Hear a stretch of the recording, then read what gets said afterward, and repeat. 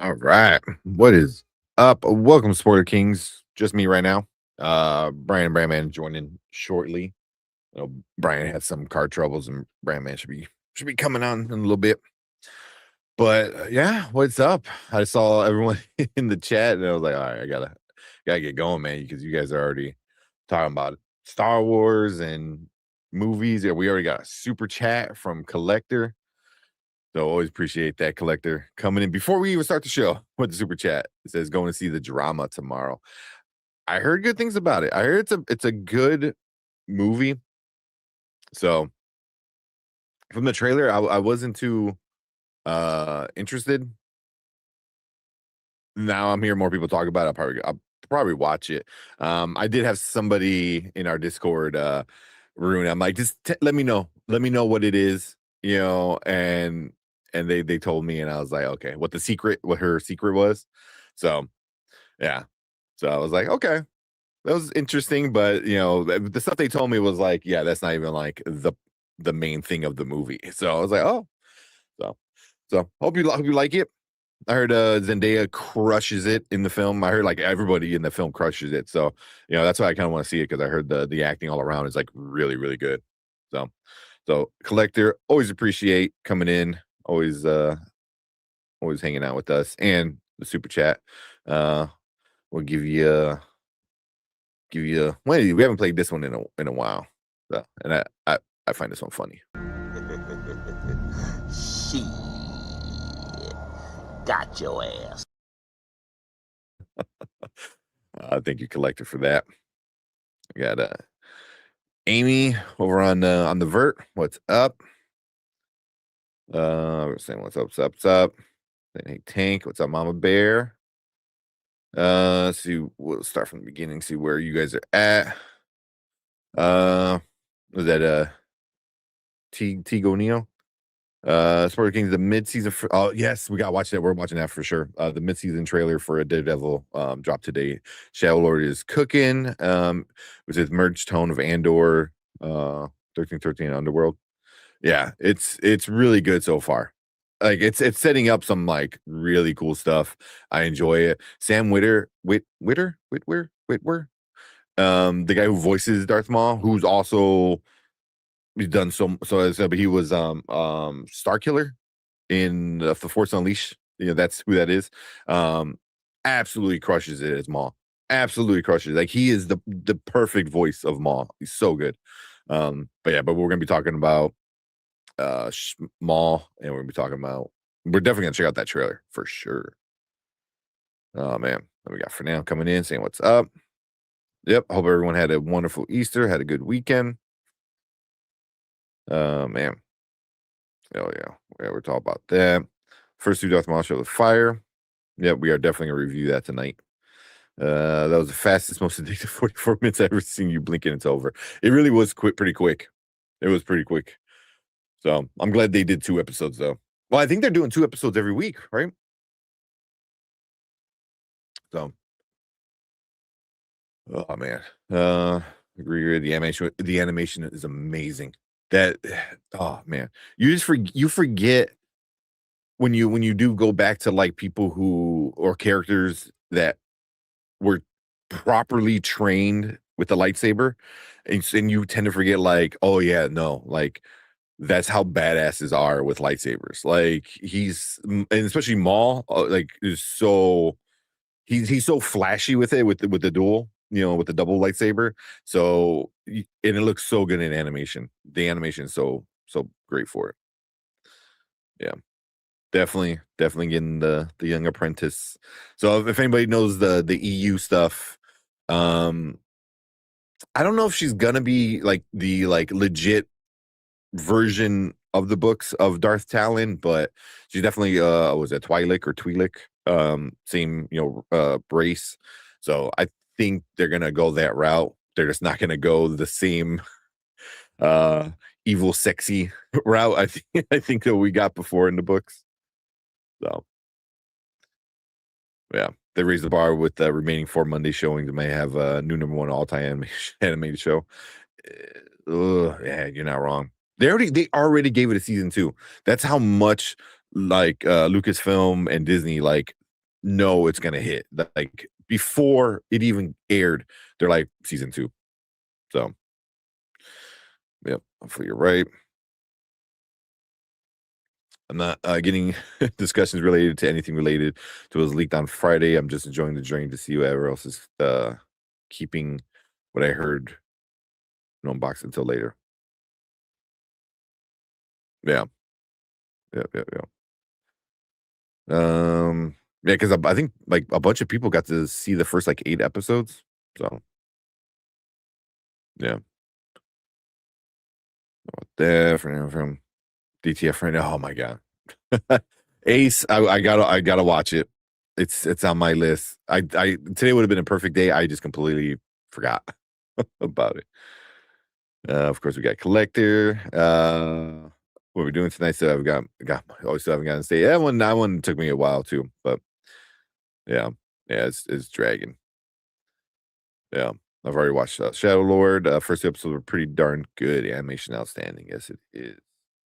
Regardless of format of the leaderboard. Andor, so he's saying Andor, Shadow Lord, Rebels, Clone Wars, Bad Batch, The Tales, Anthology, Ahsoka, Mandalorian.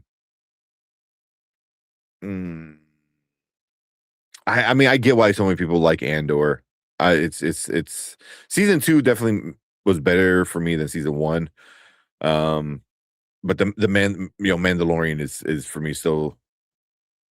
Oh man, the Clone Wars and Rebels are really good.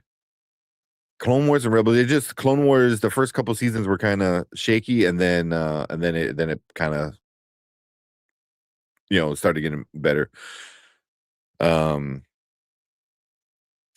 Rebels I thought was always really good. Clone Wars, Mandalorian's up there for me. Bad Batch was okay. The anthology, the Tale stuff is pretty awesome. And I like Ahsoka. A lot of people, didn't really care for it. I thought it was pretty good, and I love what they're setting up for this next season.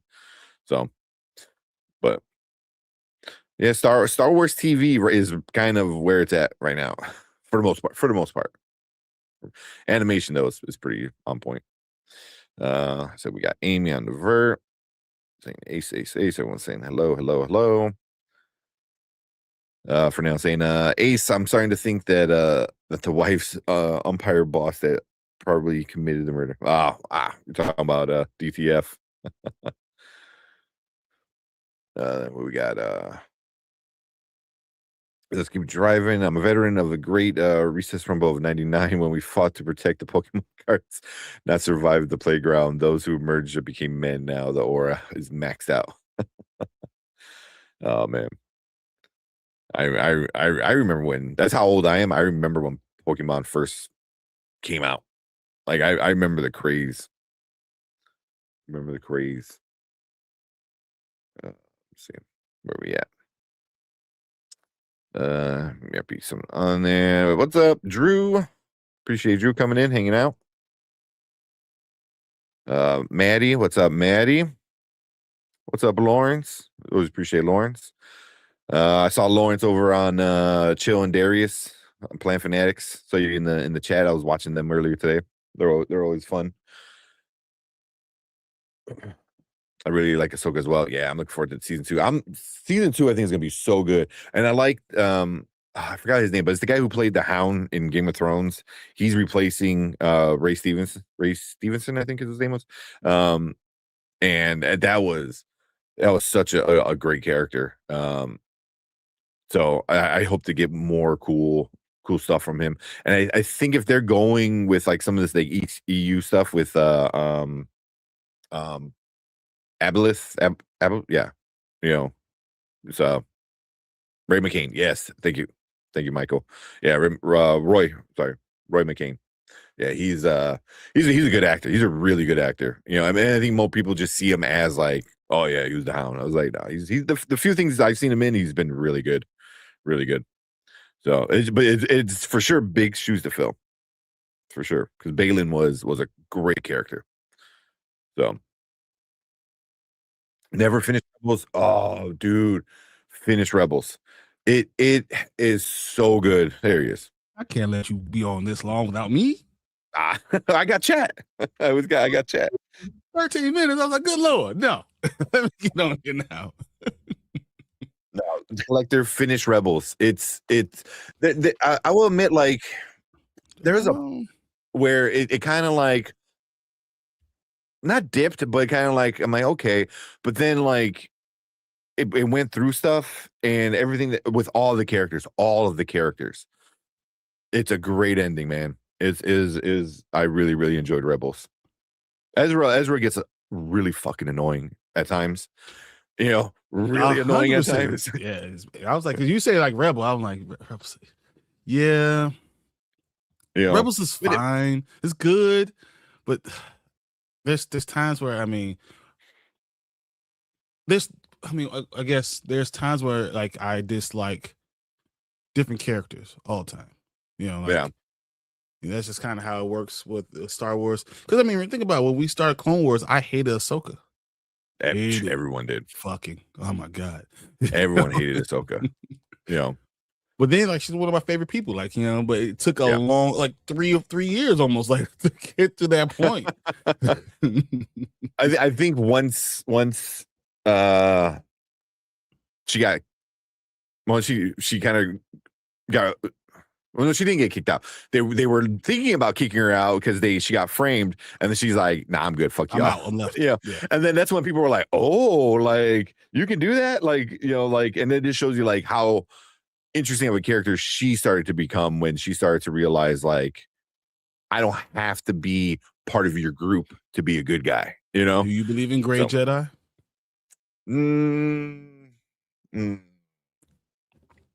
No, it's a difficult question. That's why I figured I'd ask it. Do you believe in Grey Jedi? No. I mean, in the books, I like the things that Luke started to change because he understood. He's like, you can't run away from all your emotions by blocking love and attachments. You're inviting, hatred in, because like you're like almost pushing yourself towards yeah. So I got you. So the Grey Jedi thing is it's a cool idea. I don't mind it. It's interesting.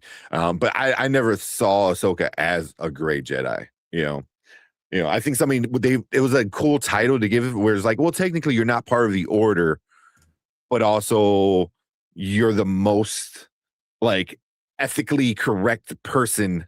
Like it's like, come on, so it's like, yeah, like she's not a Jedi, but she's more Jedi than most of the Jedi. I think she's just a better person. I don't know if she's more Jedi. She's just better. She understands right and wrong, and she lives by it. Like, yes, without trying to manipulate what it really was going to be. So I mean, yeah. That's why I liked her so much. And then her book. If you ever want to read her book, Collector, her book is it's a quick read. You can get through it pretty quick. But her book, I think it's just titled Ahsoka, is a really good. Mm-hmm. Yeah, it's a really good book. So I think it's over here. I can go. Yeah, mine's technically it's Erica's, but it's up to you. Oh man, but yeah, definitely finish Rebels. But yeah, Ezra's a little dick at times. Man, I'm gonna say what's up, Michael. What's up, Michael? So I gotta be honest with you guys. I'm watching the national championship game, and I'm also ordering some stuff from Unknown Comics because someone here got me looking at this stuff, and now I'm like, this about nothing. Like, I'm not gonna buy nothing. $75 later, it's like this motherfucker. Yeah, it never was here since we're talking about some comics. I got some goodies that came in. I got this. Was it Inhyuk Lee? That dropped where is that? Issue 18. So cool cover. I like it. I just framed a lot of my comic books, and we're doing a new tour because I have so fucking many. Yeah, it's so much. So this is the one that was like a pain in the butt. So this is the new Absolute Zantana, mm-hmm. Whatever. But this one I was waiting because it was signed by the cover artist David Nakayama. So, and then we saw him at C2E2. C2E2 the whole time. Yeah, but it was a cool cover. I bought a couple more of his covers. Even that Wolverine back there. That's a David Nakayama with his color block is like the big thing going off right now.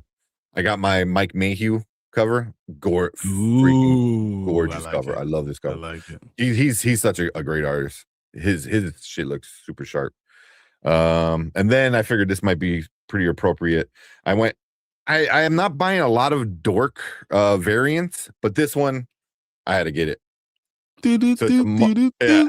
Boom. So I'm like, and of course it came in this weekend as the game came out, but I saw this and it was a pretty cool cover. But yeah, I like it. No, that's all I got for today. I didn't get too much in yet. I haven't seen anything yet because of the whole got flat tire, and I was getting off the expressway and got flat tire, and my air pressure went from 42 to 30 to 19 to 6 in like 5 seconds. You know, and I was able to I was able to get off and get over to the side, and luckily I was able to do it, and I had to wait 3.5 hours for a tow truck because I had to have a flatbed. Oh, because because Tesla you can't put it on the thing because it just won't work. Yeah, so that was a pain in the butt. So whatever. I got home at 9:28. So I grabbed something to eat and jumped on with you guys. So yeah. Real quick, what's up, B? How's it going? Not too much. How about you guys? I was just telling everybody I had a flat tire and I was waiting on the guy for like 3.5 hours. And I got home at literally 9:28. I literally walked in the door. Yeah. Oh, it sucks, man. I'm sorry. That's always fun. Flat tire. Happens. You say, yeah. And then I was really pissed off with that you can't change the tire. Oh, really? So you waited all that time only for him to be unable to change it? No, so he had to tow it, so he had to put it on a flat bed and drive it to a tire place. They won't allow you. You can't change the Tesla tire. It's locked. Mm-hmm. Damn. Yeah. I did not know. Kind of pissed. Not surprised. But I didn't know that. Damn. I was like, what the hell is this? You're getting ready to like jack up the car and like, all right, let me do what I gotta do, and then you're like, I was like, wait a minute, there's nowhere to put this jack. And then I realized, you only can put it on the flatbed, right? You have to put it, so you have to lift it up even that way. Yeah. Dang. Collected with another super chat, $499 super chat. Brian Tangy sent you a picture of these 3 books I think you might like. Okay. I'll have to look at it. My phone is like dead. I gotta put it on the charger now. I was watching. So the good thing is charger died. I'm sitting there. Yeah, the Tesla has Hulu that had Disney Plus. So I was able to sit there and watch. You know, I was like, all right, whatever. I'll watch Maul. And I have my thoughts on Maul. I'm sure we're gonna talk about it, but I have my thoughts. Yeah. Mm-hmm. But since we're talking Star Wars, we'll play this one. It's kind of like Star Wars. And may the Schwartz be with you. What a world, what a world. We need to do a watch party for that. Oh, I'll do that in a second. Oh yeah. Oh yeah. I would be all for that. That cute shirt. That is a cool shirt. I had to find one with the absolute Batman. Oh, that would be awesome. I had to keep changing it because my friggin' green screen, I was wearing my Ramon shirt and it kept like making it like so you could see like it was all staticky. It was pissing me off. That's why it was taking so long. I've done it before. I had like a Buzz Lightyear. Throw this thing in the fireplace.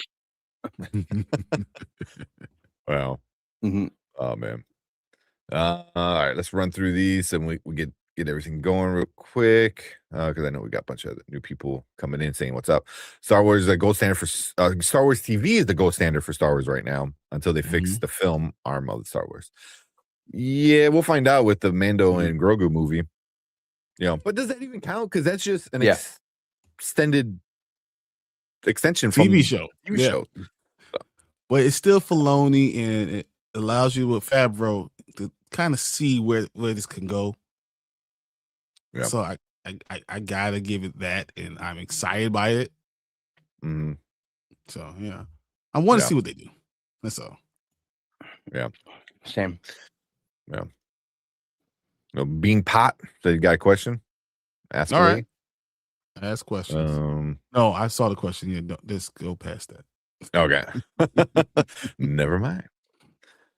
Oh man. Joe Mayberry. That Lord, we lift you up here today. Touch their hearts, forgive their sins, and help them turn to you. Fill us with your love and your salvation. Amen. Amen. Amen. Thank you. What it be? Oh, especially after day after Easter. So exactly. That. Yep, Jesus. King of Savior, just be faithful and patient. Be patient. Oh, I know you said. I got a question for you guys. Do you guys have this? I just saw this and I was like, oh, what's this? No, well, I was like, wait, is that that's the other line, right? It's the regular uncanny one. So yeah, I was like, oh, Emma Frost. I was like, in the diamond form. I didn't see that. I haven't seen it any place. I was like, oh, let me just grab that. Well, the uncanny ones were the ones back in the day, right? Yep, those are a little bit older. So yeah. Yep. Where's my Masters of the Universe one I just got? Yeah, Pokemon Yellow is the greatest Pokemon game of all time. It is pretty fun. I'm so upset I lost. I didn't lose. I think I sold it way back in the day. I had Pokemon Yellow, I had Pokemon Red, and now they're both like $60 to $80. Like online. Yeah. And I was like, that's why when we were SE2E2, they had some games being sold. Oh, excuse me. And I was looking for some Game Boy games because I have my old Game Boy Pocket. So blue's better. I mean, they're all pretty fun. Oh man, I like Ezra Bridger. He wound up being a good character in the end. There's some parts in the middle where I'm like, bro, you're annoying. Pain in the ass to even watch. But also, I just feel like every young man who's force sensitive, it's a little shit. Like, that's just the thing, because like Luke was kind of annoying, in the first one a little bit, not as annoying. Anakin was super fucking annoying, like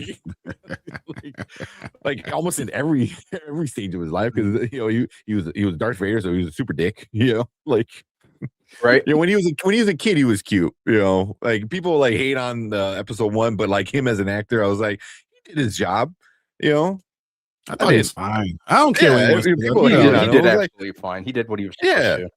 Yeah, he was an adorable kid. He's like, that's pod racing. Like, yeah, what do I expect from a fucking, was he 10 years old or whatever? From a child. Yeah. Probably younger when they started shooting. Yeah. But yeah. Oh man. Do you mean Abeloth? Yeah, her. Was it? Yeah, that's what they're gonna go on. Yeah, because they teased the son at the end of season 1. Yeah, even the hand he was standing on, wasn't that the father? So it's pointing out. Yeah, like he was because Balin was standing on the finger, and he was like pointing over somewhere, and you're like, ooh. So we'll see. Older Ezra is awesome. Older Ezra was awesome. I liked him in Ahsoka. I did a lot. Did you? I did. I mean, he was fine. I did because I feel like there's something in that world, or there's something, because he's gotten so much stronger where he's like, I don't need a lightsaber. I was like, oh, okay, like that's some pretty badass shit there, man. Like, let's go, like, So I mean, at the end, he still wind up taking a lightsaber. So. Oh man! Sure, you don't need a lightsaber. Okay, we'll see. Yeah, Ace is watching the game too. Yeah. So I'm gonna skip around a little bit so we can get going.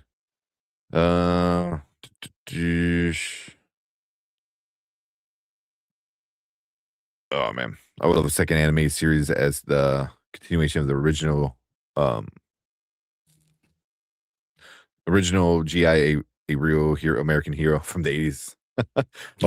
GI Joe. Yeah. Mhm. I don't know if that will work today. I don't know if it will work today.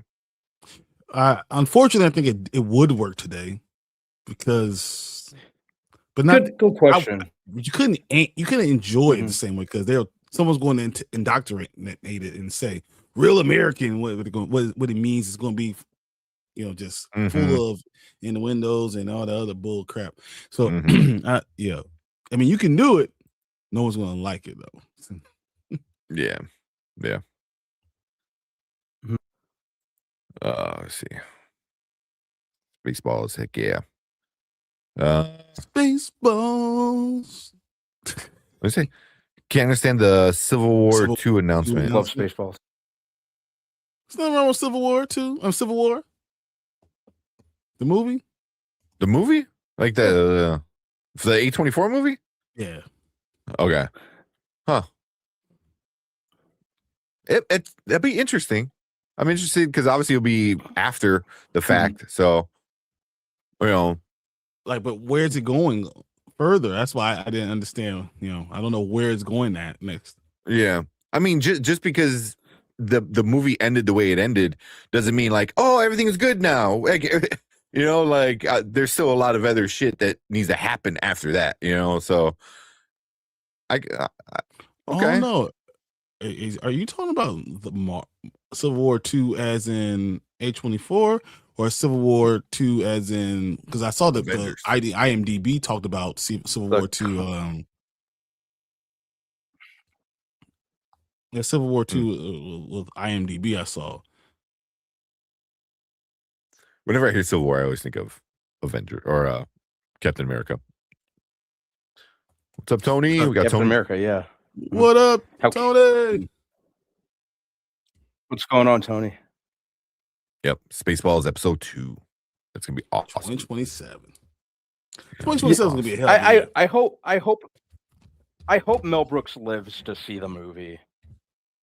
Because right, the guy's literally about to be 100. Yeah, like I hope he lives to attend the premiere of the movie. Yeah, I mean that'll be that's like one of my main things. Yeah, that's I mean it's him being like you said like 100. That's I'm not wishing anything on him. I think he turns 100. But yeah, I'm not wishing anything on him at all. I love Mel Brooks. I've always loved his work. But yeah, I'm just hoping at the absolute least he lives to see the sequel come out and attend the premiere at least. Yeah. Hey, so and beyond. I saw this. I saw this. I thought this was like the coolest thing in the world. Oh, it's a cross. Yeah. Crossover. I haven't seen one in real life. I saw the announcement like a year or so ago. Yep. When they did the mashups like that. Yeah. I was like, what the hell? So I get Lion-O, Thundercats and Masters of the Universe. That's awesome. So I thought that was cool, and then that's cool. That's the universe, Adam. So I actually got him. So I got him at such a discount. I thought about just go ahead and giving these away, but I was like, I'll hold on to it for a little bit. I'm gonna keep him for now. We'll see. All right, Fernando's saying the A24 Civil War sequel. Okay. Yeah, that's what he's saying. So, oh man, very happy we already getting Shadow Lord season 2. Yep, I got announced that. We got Stacy Shock. He goes, "Hey, I'm Ashley. What's up?" Oh man, what's going on? Yep, I don't have that figure. Yeah, that's cool. For Tales of the TMT Razor and Taka figures to be released. That'd be cool. All they're on display. Oh, yep, the toy fair. I like that. Love that movie. The Ezra actor from Ahsoka is MJ's new boyfriend in. Oh, Spider-Man. Really? So he's Paul. Huh. Okay. Yeah. Oh yeah, if he's playing Paul, I no longer like him. Yeah. Don't worry, Paul. Paul got was, I don't say what he deserves, but he got what was coming to him in the comics. So Mhm. yeah. We keep waiting for that Transformer G.I. Joe crossover. I don't think it's happening, not anymore. I don't think it is either. We've heard nothing. Yeah, Not a It's movie. Paramount. movie Absolutely fans. nothing. I mean, right now Paramount's like they can't even figure anything out right now. Like, so yeah. Do you think everything's gonna go through with Paramount and Warner Brothers? Mm. They've been pretty quiet on it recently. So It's also money might be an issue too. Because of because of the war going on right now in Iran, a lot of Middle Eastern countries are involved in it, and 30%, $8 billion. That $8 billion seems to be a problem. Yeah, I think was it 30% of the cost, or well, that might have been the old number, but yeah, it's a lot of money. It's like $8 to $10 billion that's supposed to be like coming that, up, and they don't have. Yeah, and that's going to probably affect it a lot too. So either way, man, Netflix is probably happy because they got their $2 billion. Yep, they got their $2 billion already paid out. Or 2.8, right? It was almost 3. Yep. That already got paid out like super quick, and who knows? What happens if they end up buying it at the end of the day? Yeah. Can you imagine like that? if this falls through, if it falls through before the government, says whatever it needs to say, and Netflix comes back in, is like, literally, it's that meme of that dude just like shaking, rubbing his hands. He's like, so I made $3 billion out of this deal, and but yeah, my money might be a problem with there, so we'll see. But it's been fairly quiet. I mean, obviously, the U.S. government's dealing with bigger shit right now, but we'll see. We'll see. Yeah, Ellison needs to stop being greedy bastard. It's yeah, but yeah, like I say, it works for everybody. David gets the stuff he wants to get from it. Larry gets the stuff. Which one's the son? The son gets the movie and all that stuff. The dad gets all the new stuff. Trump is happy about that. So yeah, they can start doing fake news. They can do all the stuff they want to do now. Yeah. It's gonna be real fake news. That's the problem. Could still happen. Oh man. No, that ass whooping was great to watch. Paul had it coming. Well, yeah. Can Blazing Saddles be done today with the same humor? No, 100% not. Yeah. There's like absolutely not. No way. Are you kidding? So many people would get butt hurt. Yeah, there's absolutely no way. Yeah. Maybe just I don't know. I wouldn't even know. Movie 6 is gonna. Yeah, I don't know if Scary Movie 6 is gonna change things, but I know people are gonna get offended by that too, and be all up in their safe spaces. But there's no way Blazing Saddles could be made today. I don't think Tropic Thunder could be made today. So yeah, I was just gonna say that. No, you're. Yeah.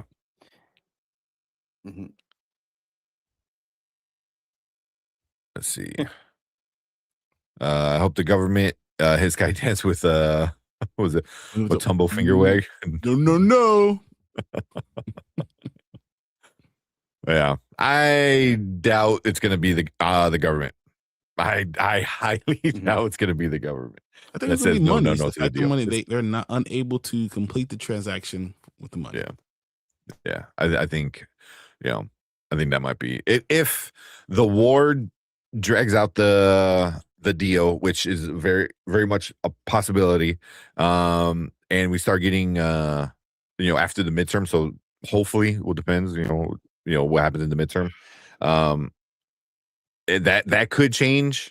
But for the most part, they don't give a shit. The government don't give a shit. You give them money and they'll let you do whatever the hell you want.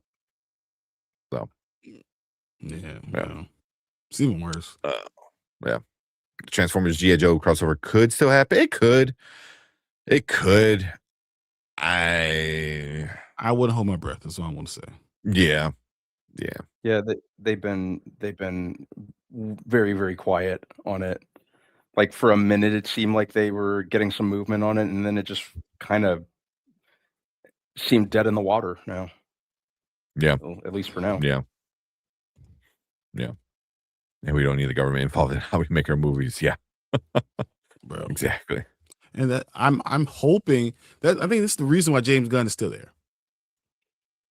But That he might. along with Supergirl and Lanterns needing to come out, and him pushing it, and I talk about it all the time. I still think it's going to be a good movie, but I think that he's staying there just because he wants to make sure it's good quality stuff. Yeah, and also there's no need for him to jump the gun, before anything's finalized, because I think we'll have an answer before his contract, needs to get renewed. But I think he's gonna wait on renewing the contract until he knows what's who's up. going to take over what. Yeah. Who's gonna be my boss? I don't want to sign a contract so I know who my boss is. Like, who am I joined at the hip with? Yeah. So, oh man, if that crossover happens, I bet they will do just an animated movie. I wouldn't mind an animated movie. I mean, the comic books are doing that right now. Yeah. G.I. Joe Comic books are crushing it, killing it right now. So yeah. Although so many people, so I don't know if anybody's reading the comic book right now. It just came out where Alita is now the leader of the Autobots. Yes. She took the matrix of leadership. They didn't take it. Like Optimus kind of gave it to her. He's like, all right, here, but so many people. I was like, have you seen the people what they're saying? So many people are pissed off. Yeah. Like it came out of nowhere. I was like, I've missed a few issues, so I kind of speed ran through a few of them to kind of get caught up, and I was just like, what? Like this was you saw this shit coming from like day one. Like she was like the leader, right behind Optimus for a long time, and then she was calling out all these people like since the first issue, pretty much. So it was like this was happening from the start. I see what they're going with it though. I will say I was surprised that they pulled the trigger, but they were, going that way the entire time. Yeah. Like she's calling people names and starting fights, and she's very much not like how she is like, in the movie that we saw, was Transformers 1. She's not like that. She's very a different character in the comic books, which I like. But yeah, they said, but also I get why they did it. Optimus doesn't want to leave Earth, and she's like, oh, anybody who wants to defend Earth, you're not even a real Autobot. You don't care about home, and Optimus being the ultimate good guy is like, I care about everybody, So, but I get what they're doing. Like they're making her the leader. They're like, all right, you think you can do this shit? Here, he beats her, right? She doesn't beat him, so he wins. He doesn't have to give it up. But he's like, here, you think you can do a better job? Here's the fucking Matrix.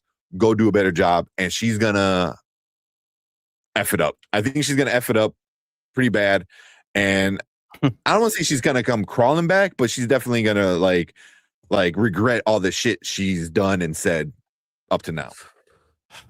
Okay, so it reminds me too much of taking Wakanda from T'Challa, and then say, "Oh, but we're gonna have a redemption arc."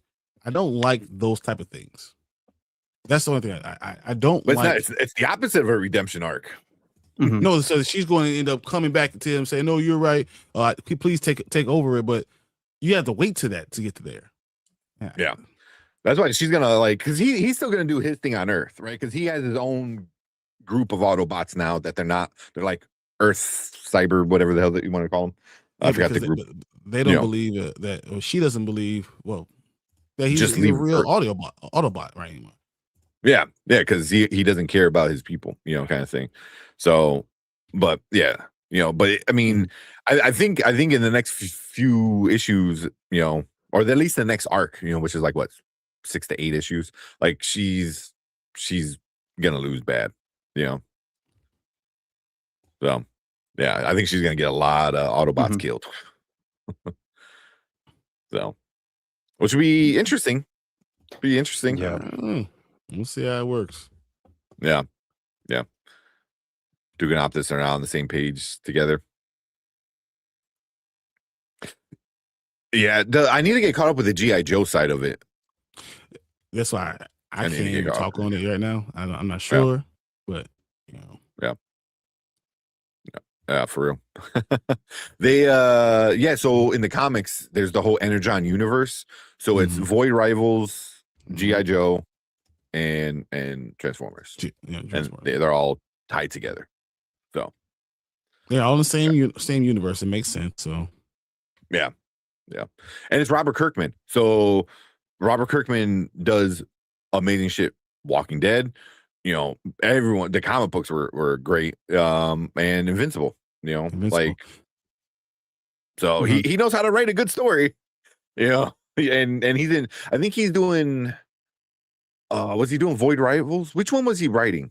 Or was it Void Rivals. No, I think it's Void. Okay. I think it's Void Rivals. I don't remember, but I know he's in charge of the universe, so he kind of dictates on where it's going, and then the writers kind of tell their story. So it's pretty cool. I like that though. Oh, what's up, Sheed? How you feeling, man? Oh man. In the same issue, they were talking about Duke and Optus having a pretty good conversation. Yeah, well, because now he's on Earth, and now he's like, all right, well, this is my home now. I'm all in, 10 toes down. Yeah. I feel like they're like, oh yeah, we got Optimus Prime, and then like you turn around and you're like, oh, who the fuck are you? He goes, I'm Orion Pax, and he's like, like, can you get the big guns back? Can we trade you? Just saying. Yeah, they went back on Optimus Prime killer. So right now it's the 40th anniversary. This year's the 40th anniversary. I don't know if anybody's following the Transformers stuff on Instagram. They're doing the apology tour as their 40th. They're like, sorry, we ruined your childhood. and it's really funny. It's really good marketing to promote the 40th anniversary of the movie, but it's like it's literally like the apology tour, and it's freaking. I mean, come on. I will say this. I literally cried. I remember that's the first movie I cried real tears when they killed Optimus. Real like real VHS, tears, baby. Like real. Like I was inconsolable. Man, my dad was like, "What is wrong with you?" I was done. check out the. I was more angry than anything at Hot Rod for getting him killed. Hot Rod sucked. So here it goes. The year is 2005, and the Decepticons have retaken Cybertron from Optimus Prime and the Autobot Warriors. 2005. Good Lord. That was the future in 1987. What was it? It was 87. It got. I think it's 87. Yeah. Hey, did you guys talk about Project Hail Mary making over $400 million? Not yet. It's super awesome. Also, go to projecthailmary.com. You can download the 3D print of the little person that Rocky makes, and they just released this week. You can download Rocky. You can download Rocky, and it has the parts so you can move his arms and shit. So I obviously downloaded it. I'm waiting. The damn 3D printer dude at the library is on vacation because I'm like, hey, I'm like, and no one called me, and he's like, oh, he's on vacation. He'll come back later this week. I was like, damn man, I want my prints. You're gonna make me buy a 3D printer, which I want one so bad. We can talk about that.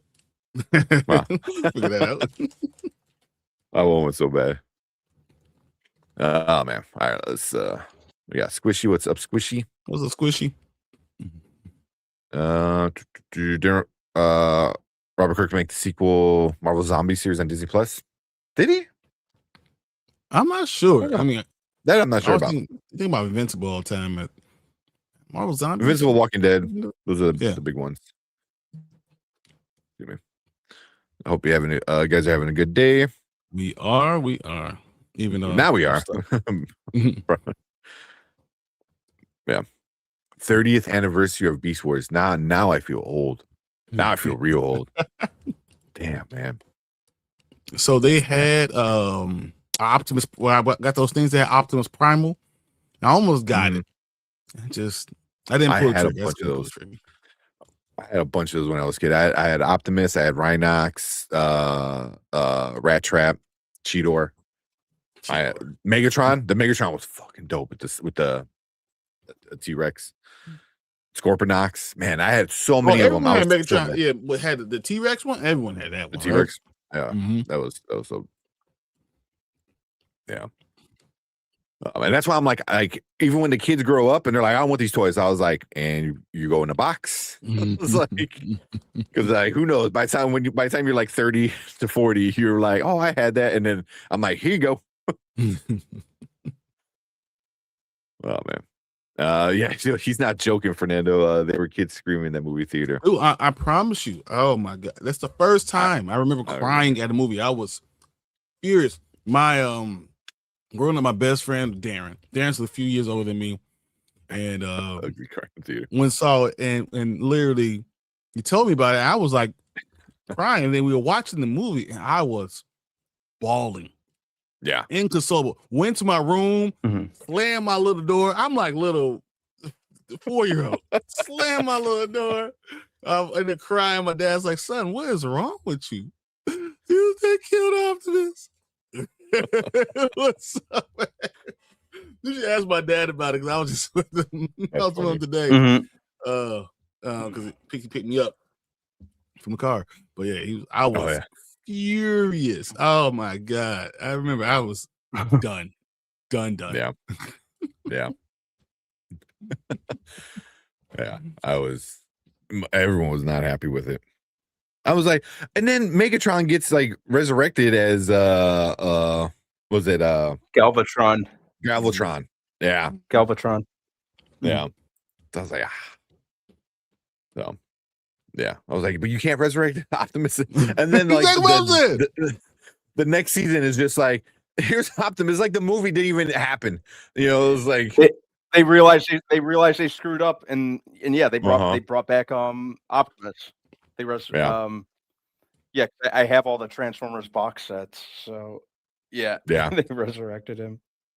Yeah, you know, they wanted to. It was just to sell a new toy line. That's why they killed him off. Yeah, and it failed, and they're like, oh shit, like because everyone hated. Because everyone hated Hot Rod. He's the son of a bitch who got Optimus killed.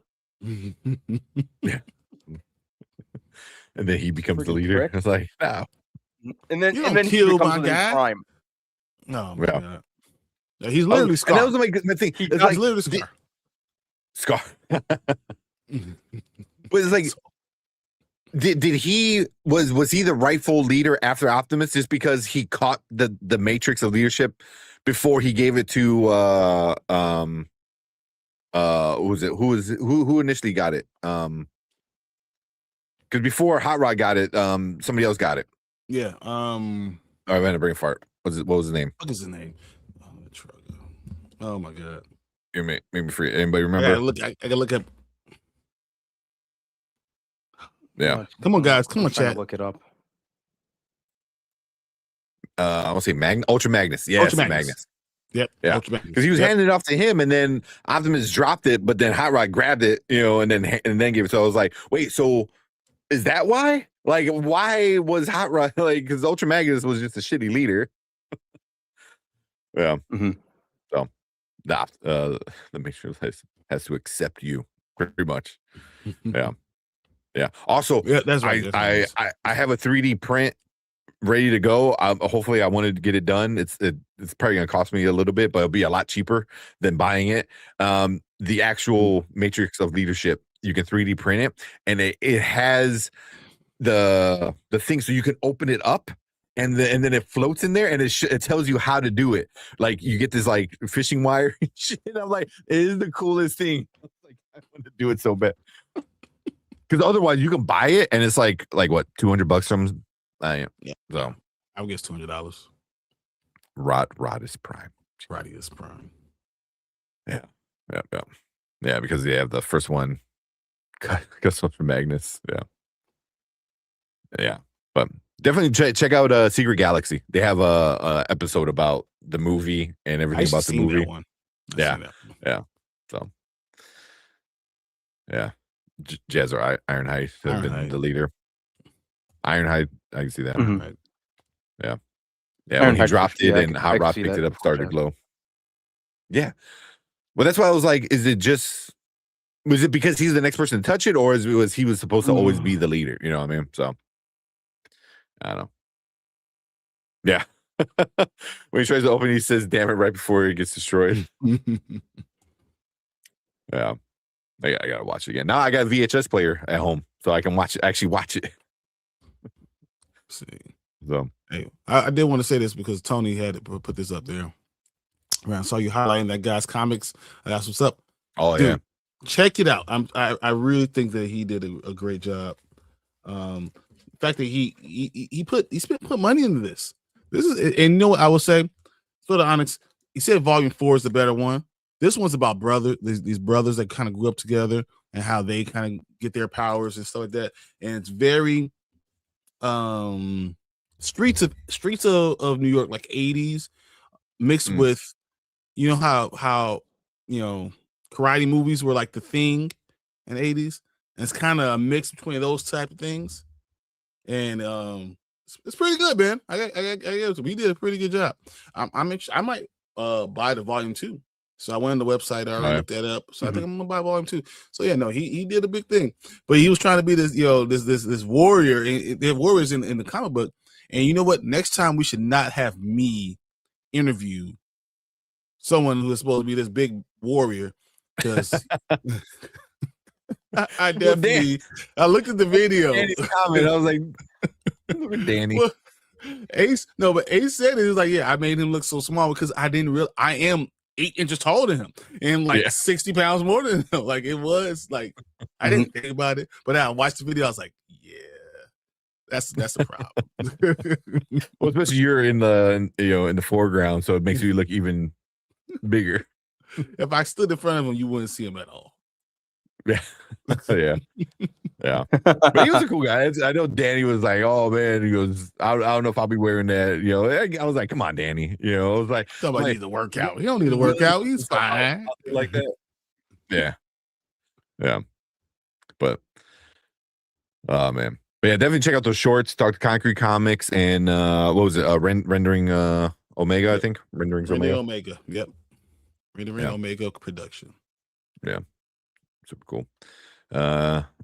Brandon Davis, what's up? He said, y'all heard the guy that talks for Gene Belcher was in a bad car accident. What? Yeah, he's supposed to be okay though.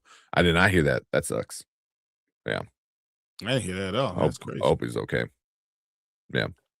Also, like, he looks like an older version of Gene in real life. which is so funny. His normal voice is Gene, you know, and he looks like Gene, you know. Yeah. So, oh man. Now that I have all of you, Catwoman is gorgeous. Thank you so much. Nah, Mama Bear, you're awesome. I'm so glad you like that. I'm glad you liked it. Yeah, because we were trying to figure out like what to get you, and I'm like, well, I remember you saying, you like Catwoman, so we were looking for Catwoman. Yeah, and it so happened we were like right there, and that was the guy we were getting the autograph for. You know, he did a couple of our covers, and it was just like we're looking like, hey, look at this. Like, and I thought it looked good. It was like, so that's why I'm like, if she don't want it, I'm sure one of us will keep it. Exactly. But I'm glad you like it, Mama Bear. We always appreciate you coming in. Keeping the chat, a safe place for everybody. Have fun. Take care of everybody, making sure you kick out people. You do it all, and you support. So yeah, there's no doubt we had to make sure we get something for you always. Yep. Yeah, so we all cry when they killed Optimus. Bro, legit. So that's my question. I wonder, was I more devastated when Optimus died or when Mufasa was killed? Ooh. Because I was I was crying on my dad hard. And I was older by then too. I'm like 9, 10 years old. And I was bawling. Like, but not even like it was the first time I ever cried, right? Without like really crying. I was just a little straight face, but tears just coming down my eyes. Now, and as she's falling down, I'm seeing my dad's face on this damn lion. I'm like, no, it's like the worst. Oh man, yeah, I gotta see Mufasa. Oh, because like Mufasa, I think meant more, like the way he died, and everything like that. Like it was sad as a little kid because you're like, oh, my favorite toy just got killed. Here it's like, oh my god, they killed like his father. It's like my dad. It's like my dad. Have attachments. It's hard because I think I cried more with Optimus. Go ahead, man. Go ahead, B. Plus, Optimus came back. Mufasa didn't. Dude, I am a grown ass, over 40 years old man. I still can't watch that scene. I usually skip past that. Yeah, just fast forward it. Yeah, I don't want to see Simba with his little head up or any of that stuff. I can't. Dad, I think. Yeah, it's the after when with Simba. Yeah, that hits hard. That hits hard. Now I look at it and I see it differently, right? Now I look at it and I see like my kids, and imagining me as Mufasa, like, oh my god, it's the worst. He's like, thank God I don't have a evil adopted brother. Oh man, that's so bad. I fucking hate that they didn't make them actual brothers. I hate that. I hate that they ruined the backstory. Yeah, it should have been brothers, and it's more Shakespearean. Now, you literally like you watching it's Othello. You're starting. It's that story. So why wouldn't you not just keep it that way? No. Yeah.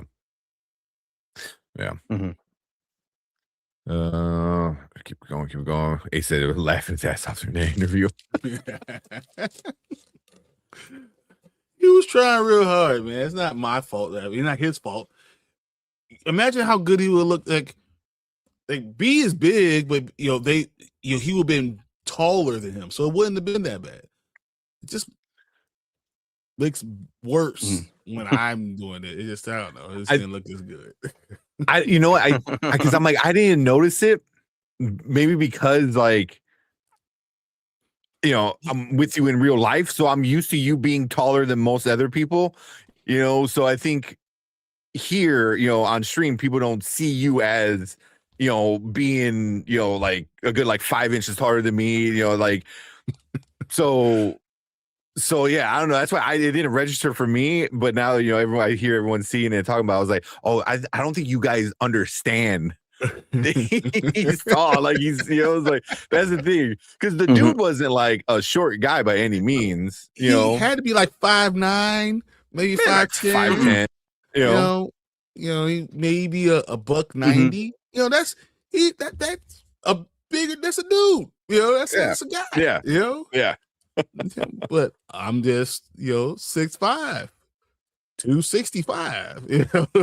So, I mean, the only person that you were probably like eye to eye with was Luke Cage. Yeah. Like Mike Coulter. Was Tyler was it Hoechlin? He's maybe 6'1". Hoechlin. There you go. I can't remember. Yeah, 6'1", like a solid 6'1". He's about 6'1". Yeah, he was sitting there and standing. He was good though, and I told him, "Yeah, you're bigger than I thought you were going to be." He was like, "Oh, thank good." But he said he played football. He played baseball in college. He said he played Tulane or something like that. So he's an athlete, so that's cool. So I don't make him look small. And Mike Coulter, like literally maybe an inch shorter than me, but he's 245. My coach is all a 245. Yeah. That's 6'3.5", 245. That works. I mean, he had a scarf on. And I was like, "What the hell is this silk scarf on?" You take that shit. It looked like he just like walked from outside. Like he just pulled up. It's like, I'm ready to go. Yeah. So that's from Collector. Said, I just found something really awesome. It's a Project Hail Mary t-shirt. It's got Rocky. It says, fist my bump. That's cute. I like that. I like it. Get it. Get it. Oh, man. Yeah. Because we've all been wondering where the hell the new episodes of Bob's Burgers. Yeah, right? Yeah. We got Michael saying, my birthday is this Thursday. All right. Oh, man. Happy birthday, Michael. Happy early birthday. We'll be here Thursday. So stop back in. Jump in and we'll definitely wish you happy birthday. We'll get Brandman to sing it to you.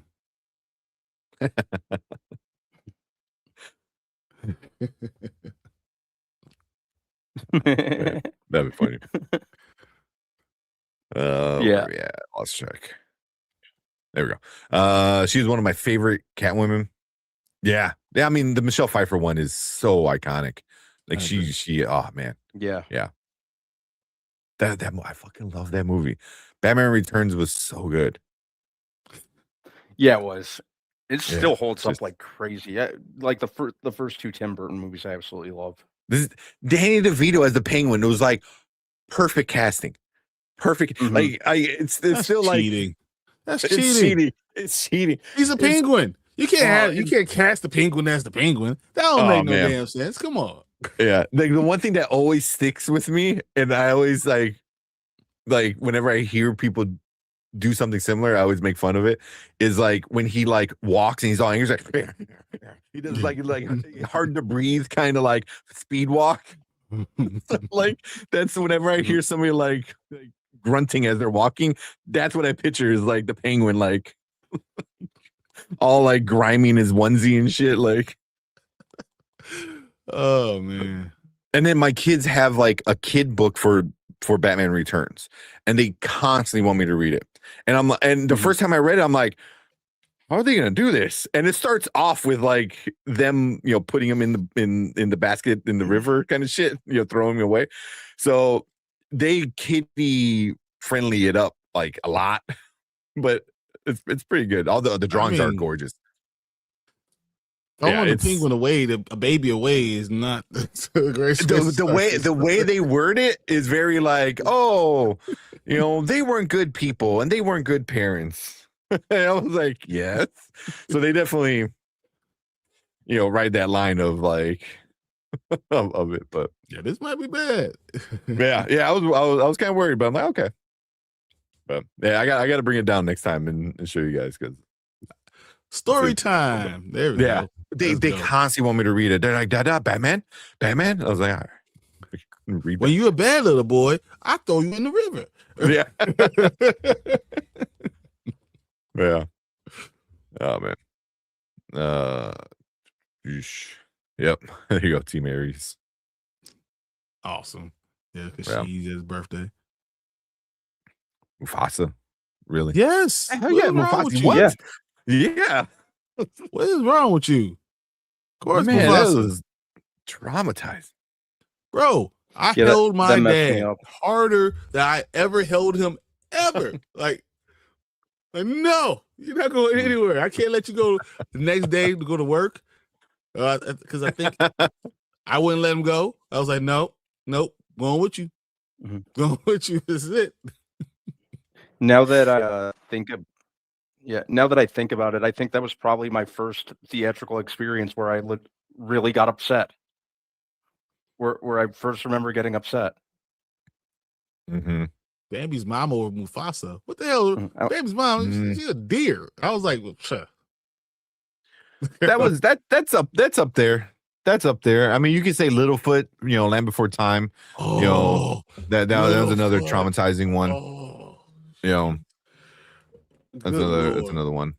So, see, this is something I want to bring up when we get into Mario, and about people complaining like it's a kids movie, like shut up. Like Lion King's a kids movie. Land Before Time, all these, they have emotional fucking literacy. Like, don't treat a kid like flash.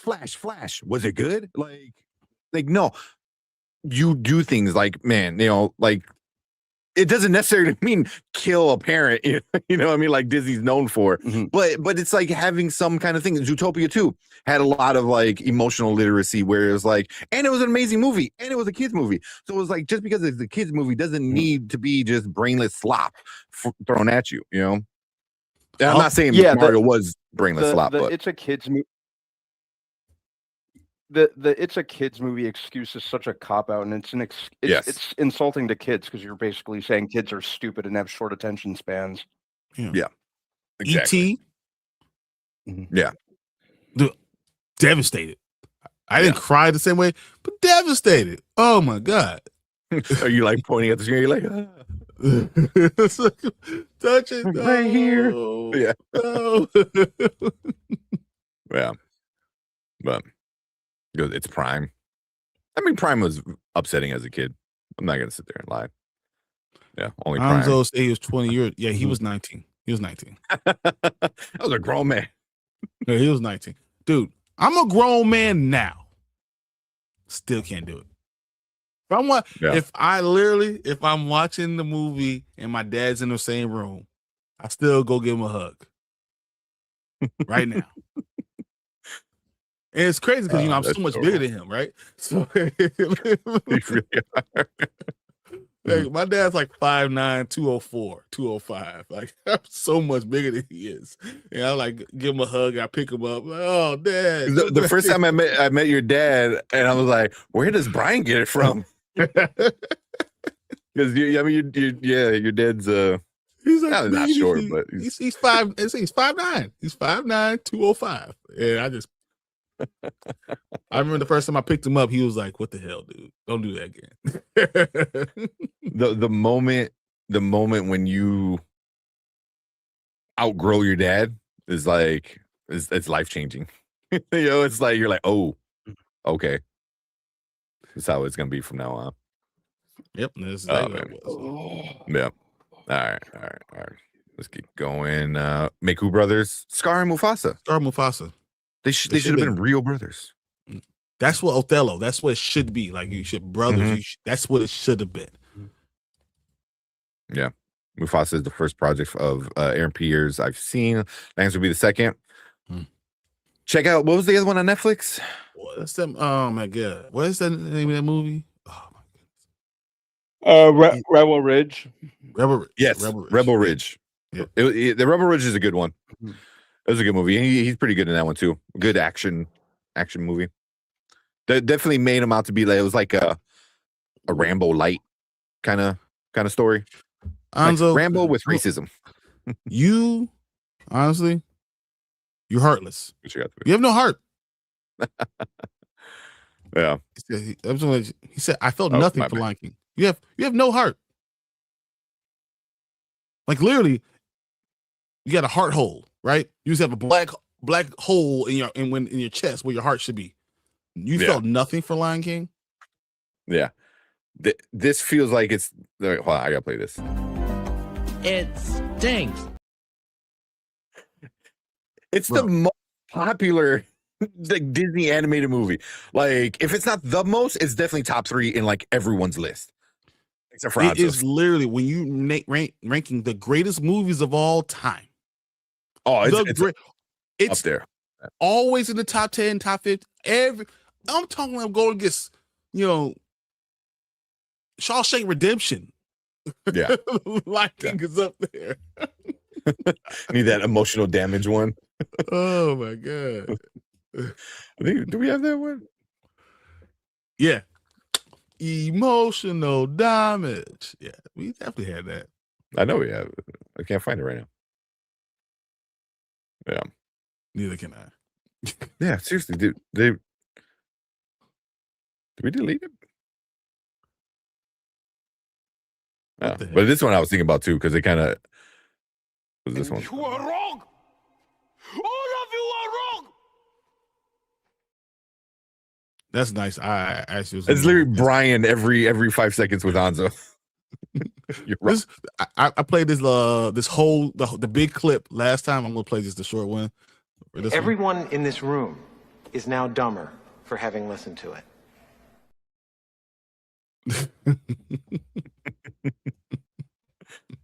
Oh man. Said David Culler made the joke just for laughs, stage 2000. Oh, he wasn't the first to point out the translation. He was the first black man that did. Yeah. I was gonna say. So someone asked the question. Something I was watching today. What are the top 5 black deaths in a movie that made you very emotional? You know, so like the number 1 was Ricky, right? Ricky, the number 2 was Queen Latifah. Oh, was this like the Jeopardy or not Jeopardy? The Family Feud one. I've been getting so many of their clips. They're fucking hilarious. Those guys. Queen Latifah set it off. Mm-hmm. That was a good one. All right. And then the other 3 and 4 or 5 were terrible. Those are all terrible ass ones. Mace Windu was on there. Mace Windu. There's no way I felt bad about Mace Windu. I was like, oh man. Oh, Mace Windu was on there. Mace I forgot what else was did on it there. to himself. Mace Okay. Windu took too long taking out the Emperor. He could have Monologuing. done it. He fucking could have won. Done it. Mace Windu's the better one. He rears back his lightsaber and then stops. It's like he wanted Anakin to chop his arm off. He did that to himself. You gonna let me do it? You gonna let me do it? Yeah. When he had the Emperor dead to right, he had Palpatine dead to rights. I agree. Even, and that's my part. Ace, I agree. Mace is still alive. There was that whole theory where Mace was Snoke. Like it was not a good theory, but there was a theory where he was Snoke. You know, so I still think somehow, you know how many people have fell down things in these giant holes and everything in Star Wars and lived? Yeah, like, everybody. Luke's hand in they don't do it in the movies, but in the books. They find Luke's hand and fucking clone it. Yes. A hand in the sky, in a freaking floating city in the sky. They still find a hand.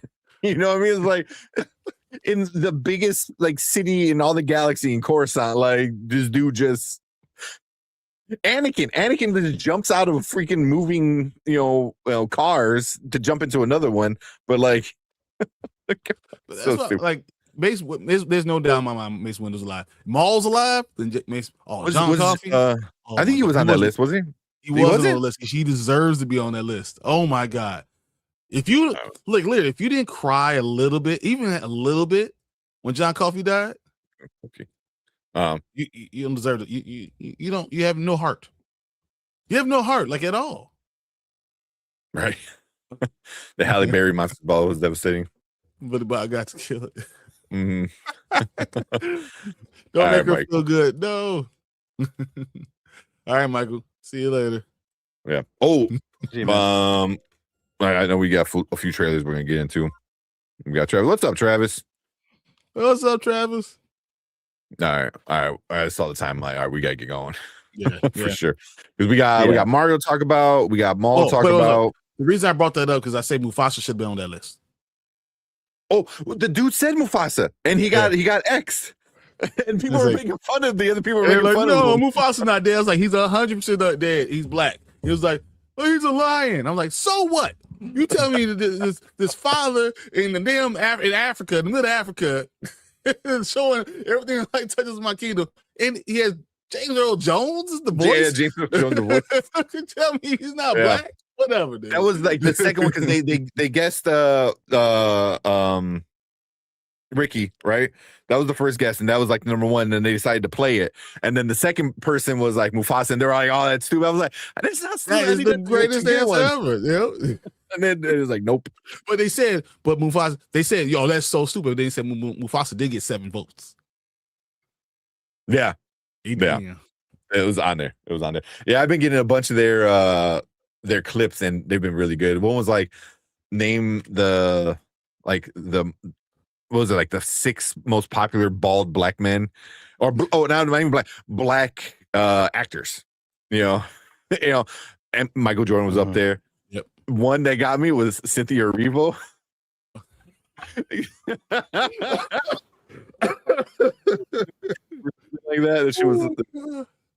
Wow. And then We should do a Family Feud moment, guys. We should do a Family Feud game for everybody. Everyone playing. We could just. The way they did it was really smart, because none of them were in person. They were all like us, all streaming from their own thing, But it was really funny. There's another one, was like, name like a great black character that wasn't the main character of a TV show, and they were going through different people. Everybody, yeah. They were going through a bunch of different people, and the one that got me was, and he even said it, here's a hint, is like there's only one person from each show. He didn't allow like multiple people from the same show, so like, besides Will Smith, who's gonna be your next favorite? So I'm gonna do James Avery. Am I doing Alfonso Rivera? Am I doing oh my god, so Hillary? I'm gonna say Jazz. I'm gonna say this is I saw it, so I don't want to ruin it, but if you wind up seeing it, no, we're gonna do our own. This is it. We're doing our own. I will do this. The Jeopardy game where that would be fun. That'd be fun. That'd be pretty cool. I like that. Oh, you can't let me just do supernatural questions. It's all supernatural. Oh man. We could definitely do something like that. That'd be fun. Tobias Wells. When he died, I didn't care about Tobias Wells. I was like, good. Yeah. Alfonso, yes. Yeah, the actor from Long Walk. Oh, that was good. But is it as legendary as like? No, not even close. Then that's the thing too. Like, it's great, it's amazing, but it's like you got to think of like legendary, like epic, kind of ones. But man, I had like, I've been getting a bunch of their stuff over the last couple of days, and the host, he has like this fake mustache, and he's bald, and he's I forgot what he was called. He's called like something Harvey. He's like the fake Steve Harvey. The Jeopardy. The Jeopardy one is a good one too. Family Feud is good. All right, we gotta get going. Let's do it. Let's do something. Also, Daredevil mid-season trailer. You gotta watch that. Yeah, I'd rather watch that over the whole. Yeah, so they put that out. I thank you. I felt bad, and I was like, should I not do this? I like a good documentary. I probably will watch it because I kind of want to see what everyone says about him and how much of an asshole he is. I'm gonna watch it, because I've always been a WWF fan. He was like the first one that I had gotten real exposure to. So I will watch it and recognize what he did for the wrestling sport. But he didn't like from what I hear. So no, from what you hear, I'm gonna leave it. Yeah, I'm gonna Oh yeah, I heard the phone calls. I heard the audio. Yeah, because there's like I was watching some like a podcast interview with Mark Henry, and he was talking about it, and he's like,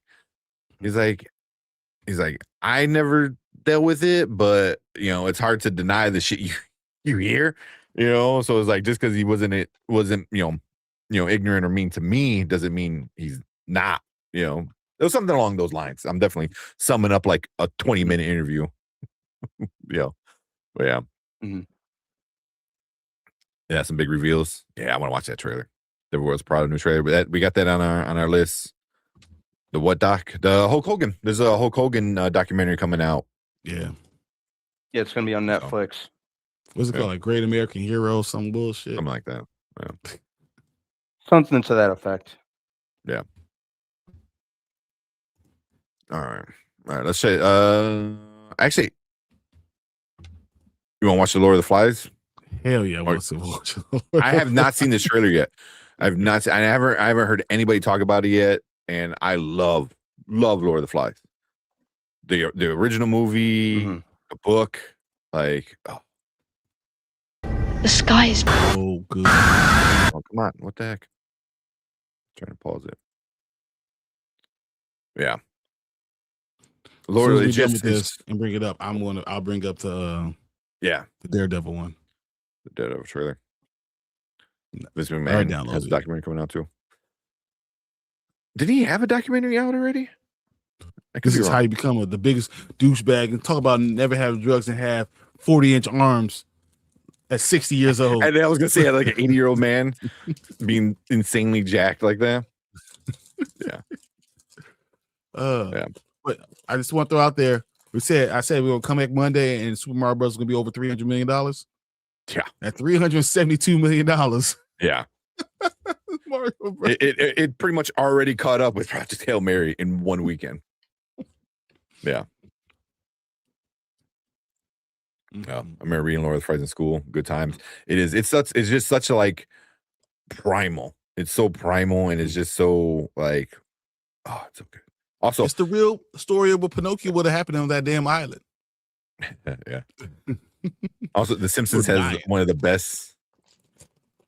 Simpsons has the best version of it too. You know, like I love what they do with it. That has one of my favorite fucking quotes where it's like go grapefruit, go orange. It's like go banana. And then that's what causes the bus crash, and then they wind up being on the island. So, so all that's the time, Ralph. That's Ralph that did that was it, yeah. Ralph. I was like, go grapefruit, and he chucks the grapefruit, but it's like, go banana. That's the oh man. All right, let's check out this trailer. All right. Let's go.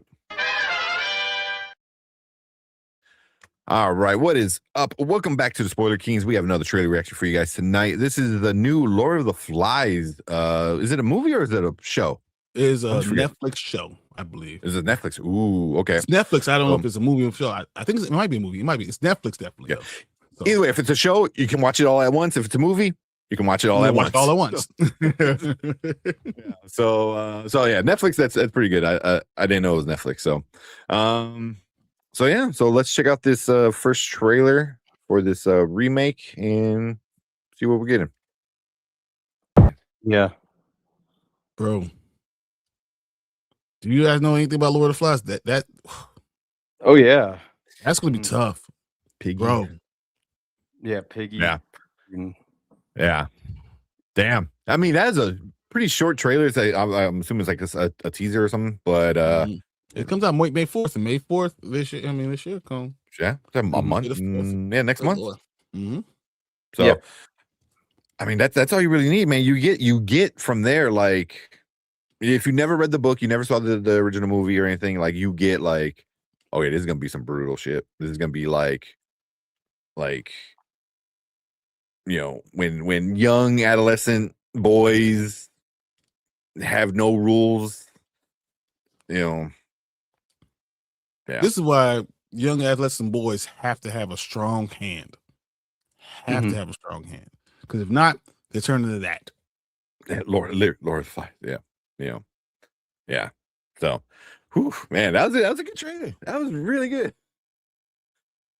Dude, That was by really the people that produce Adolescents, Yeah. did y'all see Adolescents? I wonder is that he might be too old, right? The boy from Adolescence, he might be too old for this group.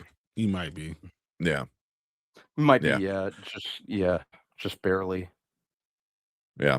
The Ultimate Bully movie. Yeah. Looks like a BBC show.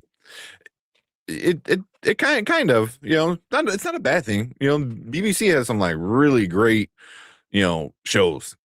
Like really, really great shows. Sherlock, it might be one of my favorite versions of Sherlock. So, this looks really well I say done. Luther all the time, BBC. Luther. Oh, yeah. Is it a movie or series? Did we find that out? I think it's a movie. It's a movie. Yeah.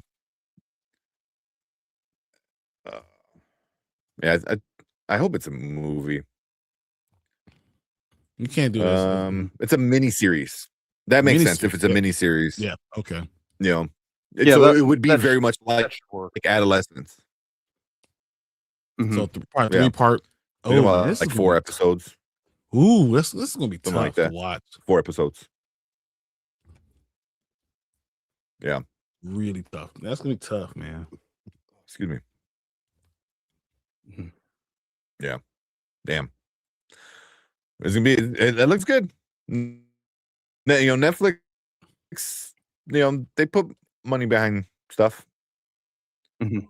Yeah. And Damn, I didn't that was even a good realize trailer. they were making That was a this good trailer. until today.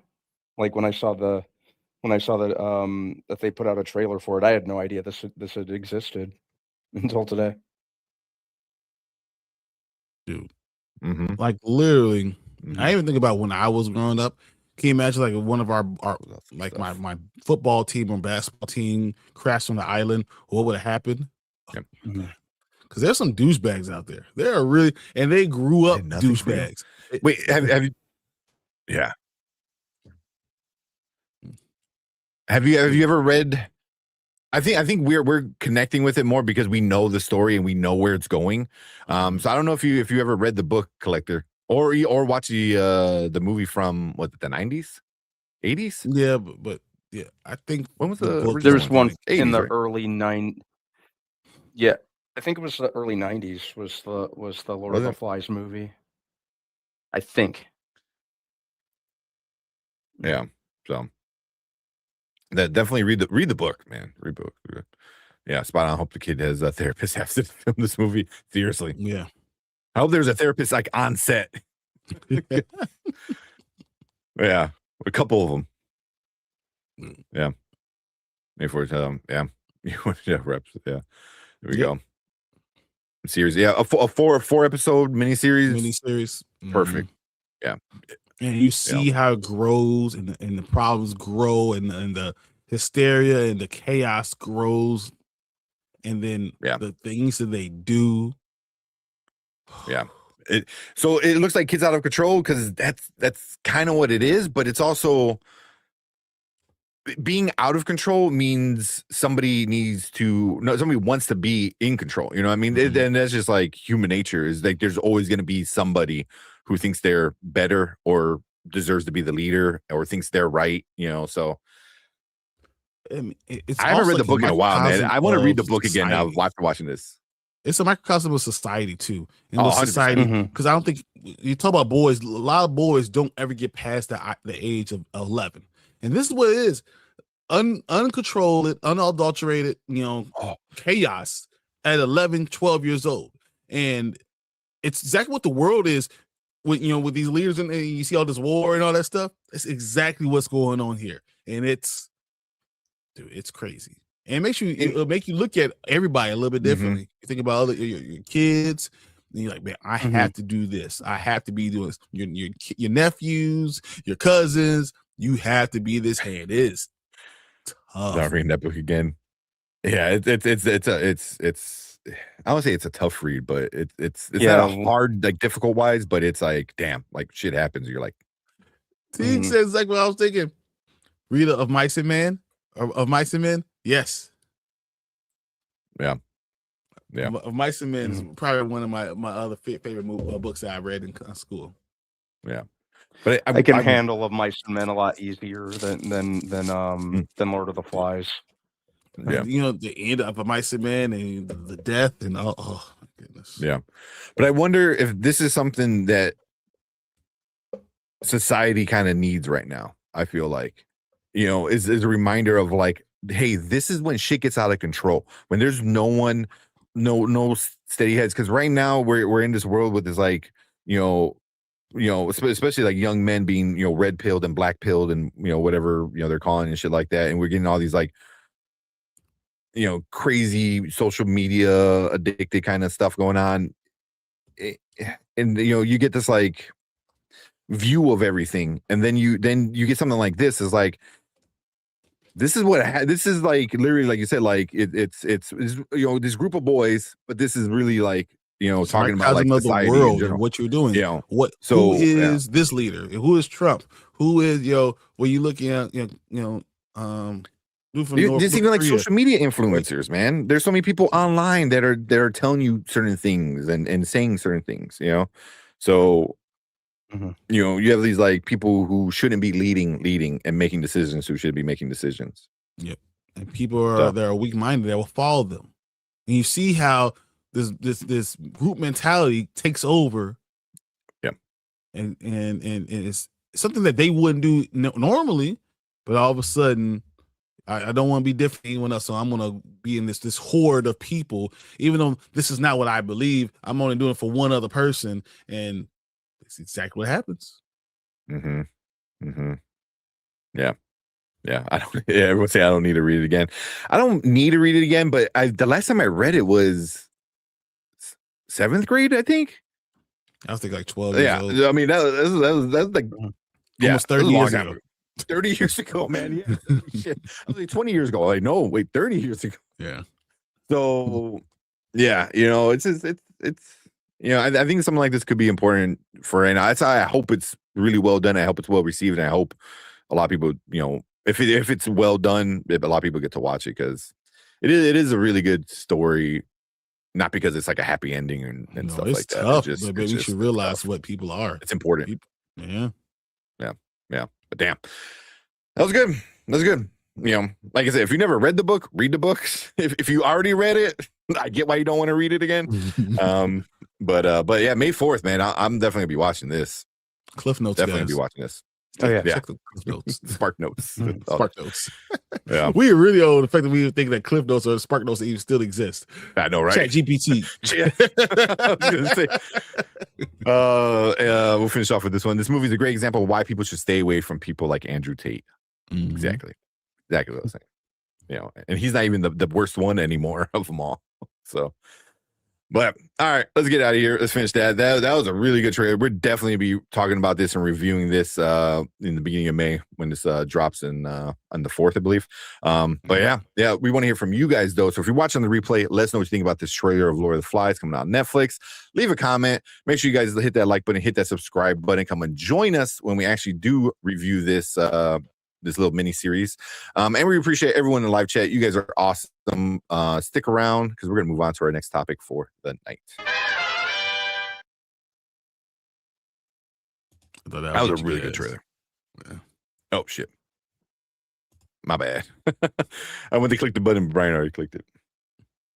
Too fast. Yeah. Collector. I don't know if you want to read the book. I know you're reading a lot of stuff.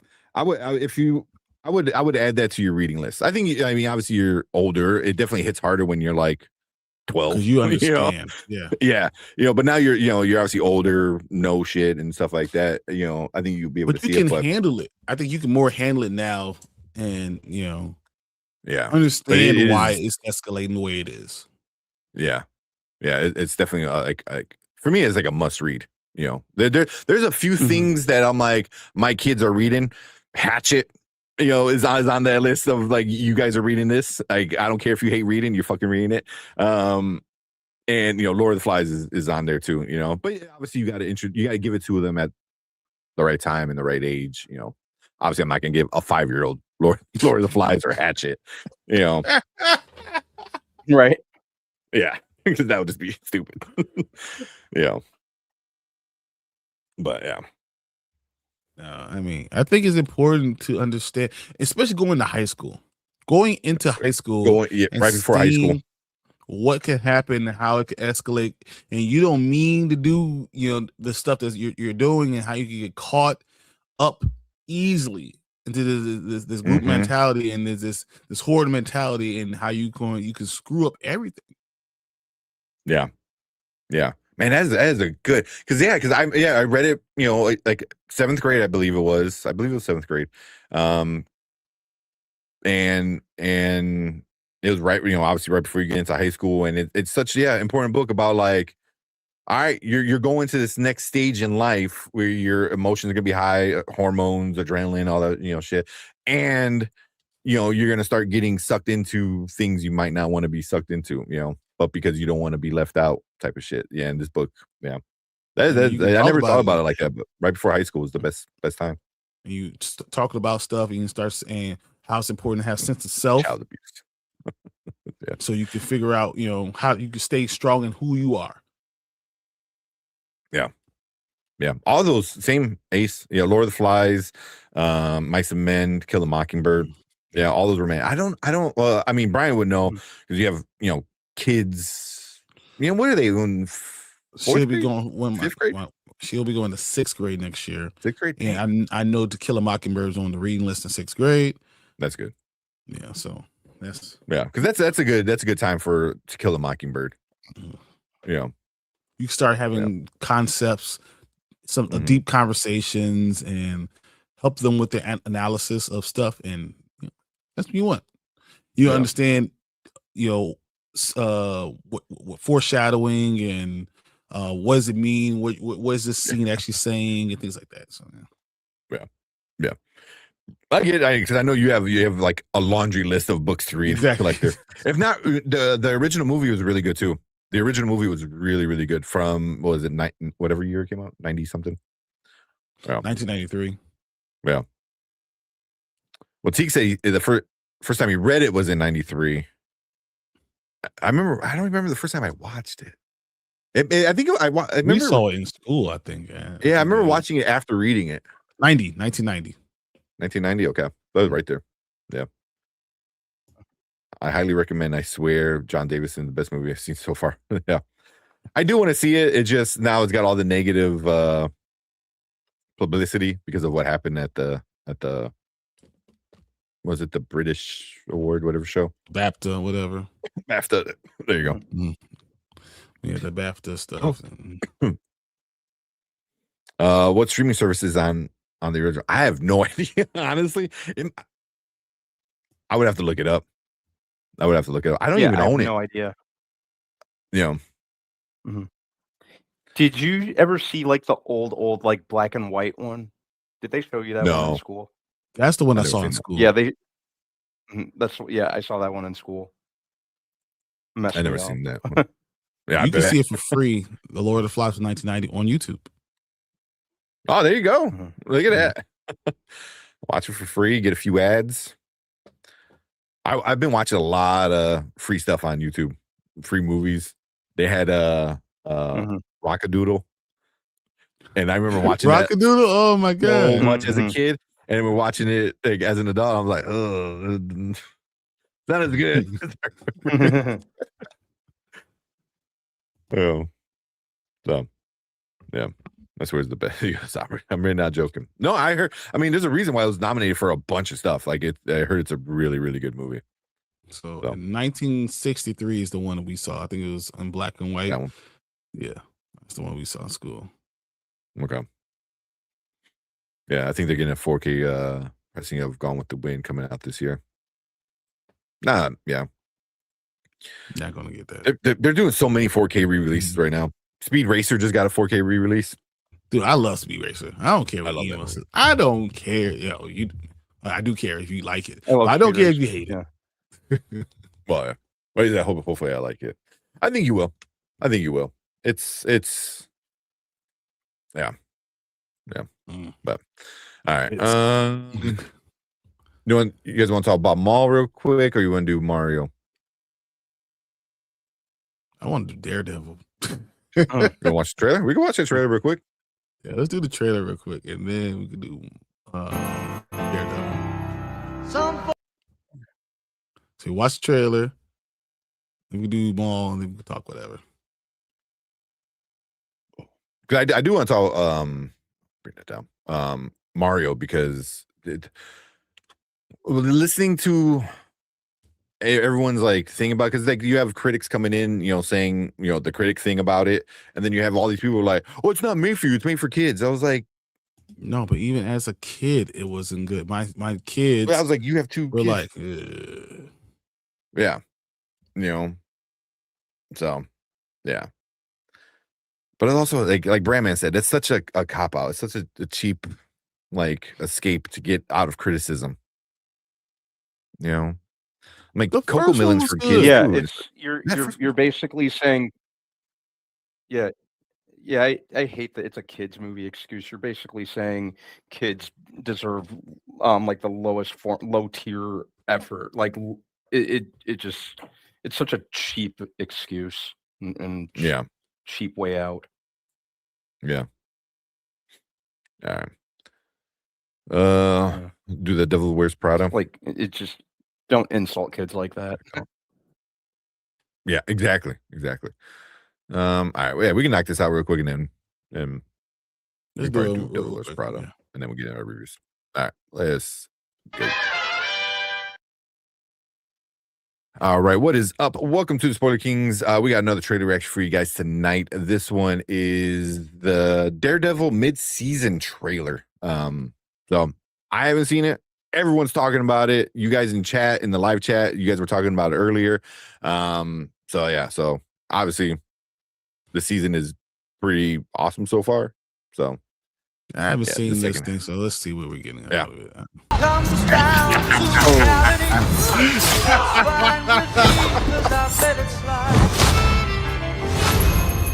I'm in a New York state of mind.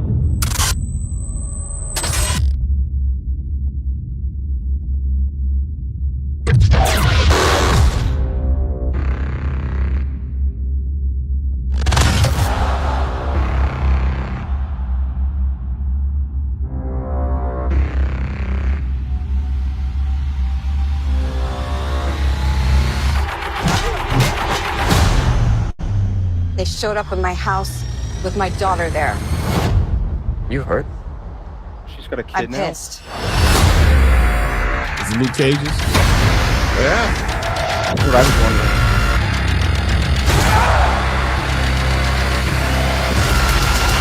Holy shit. It's Matt Murdock. But it's gonna be a bloodbath. Then this should be tons of fun. Daredevil Born Again Season 2, now streaming. And don't miss the Punisher special presentation, coming May 12th, only on Disney+. Damn! Holy shit. Wow, that's a good trailer. Mm-hmm. dude. That was awesome. Did you see the what's it called V for Vendetta thing when or the Spider-Man thing when everyone's wearing the mask? Daredevil. Yeah, Everyone had the Daredevil mask on. Oh, holy shit, dude! Yeah. They're taking off his mask. Oh, Matt Murdock. Oh my god. everyone. That is- They're all gonna die, right? I mean, there's no way they all live to tell everyone who Daredevil is. Oh, yeah, they have to die, and Right. it's gonna be Bullseye's gonna kill all of them. Yep. Yeah. I thought he was gonna spit the straw out. That's what. No, when I he saw it, just spit like the in his spitball. mouth. Yeah. Yeah, or the not spitball, the toothpick. Mhm. Yeah. That damn. Dude, that was That's only 4 phenomenal. episodes. That's a trailer for 4 episodes. Like, that's crazy. This is what they told us, though. They said episode 3 is going to be great, and then after that, it's going to be a non-stop crazy thing. Yeah.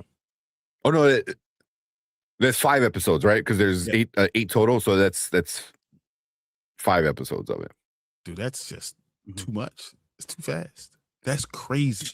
Her dropping she has a kid is like it's huge. That's huge. Like It has gotta to be Luke Cage's. It has to be Luke Cage's. Like, why would they change it from the It comic has- book? Because in the comic book they have a kid. Yeah. What you think about trailer B? Oh, dude, I thought it was amazing. Again, I like that stuff is actually happening this season, and to see Jessica Jones back, it's Luke Cage has to be following. Yeah, I agree. Never liked Colin Farrell as Bullseye, and that's coming from someone who actually likes Colin Farrell. His Bullseye just annoyed me. Colin Farrell was doing way too much. But anyway, 100%. yeah, Lawrence. yeah, this is awesome, and yeah, each episode is the highlight of my Tuesday, and even more so after watching this. Yeah, this is Let's dope. go. I can't wait. I can't wait. Yeah, It's gonna be so That's good. a fucking And then trailer. Shit. yeah, and then right? Holy crap! what Lauren said, out of it's I don't think it's spoilery because we just saw Jessica Jones, but season 3 is going to be all the Defenders are coming back because we already saw the set leaks. Mhm. They're all coming back, baby. Like all of them. Did you see the season? It says season 3 that Luke Cage is going to run for mayor. Yeah.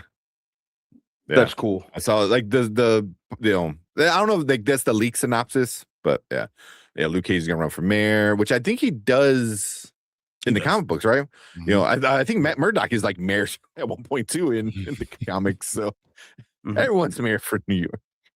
You don't get to be a mayor. You get to be a mayor. Yeah. We all get to be a mayor. I mean, after Fisk, he's like anybody could do it, right? Yeah. That trailer was awesome. Yeah, but yeah, it's so good. It Yeah, makes me want to hurry up and fast forward so I can watch it right now. I want to watch Daredevil right now. Yeah. But yeah, we get Maul on Mondays, Daredevil on Tuesdays, The Boys on Wednesdays, Invincible on Wednesday as well. It's Invincible, I think it was on Wednesdays, don't it?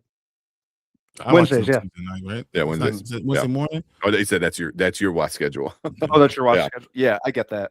But, I watch it. I mean, that's what what's I can. I don't care. Invincible's last episode was the best episode I've seen on TV.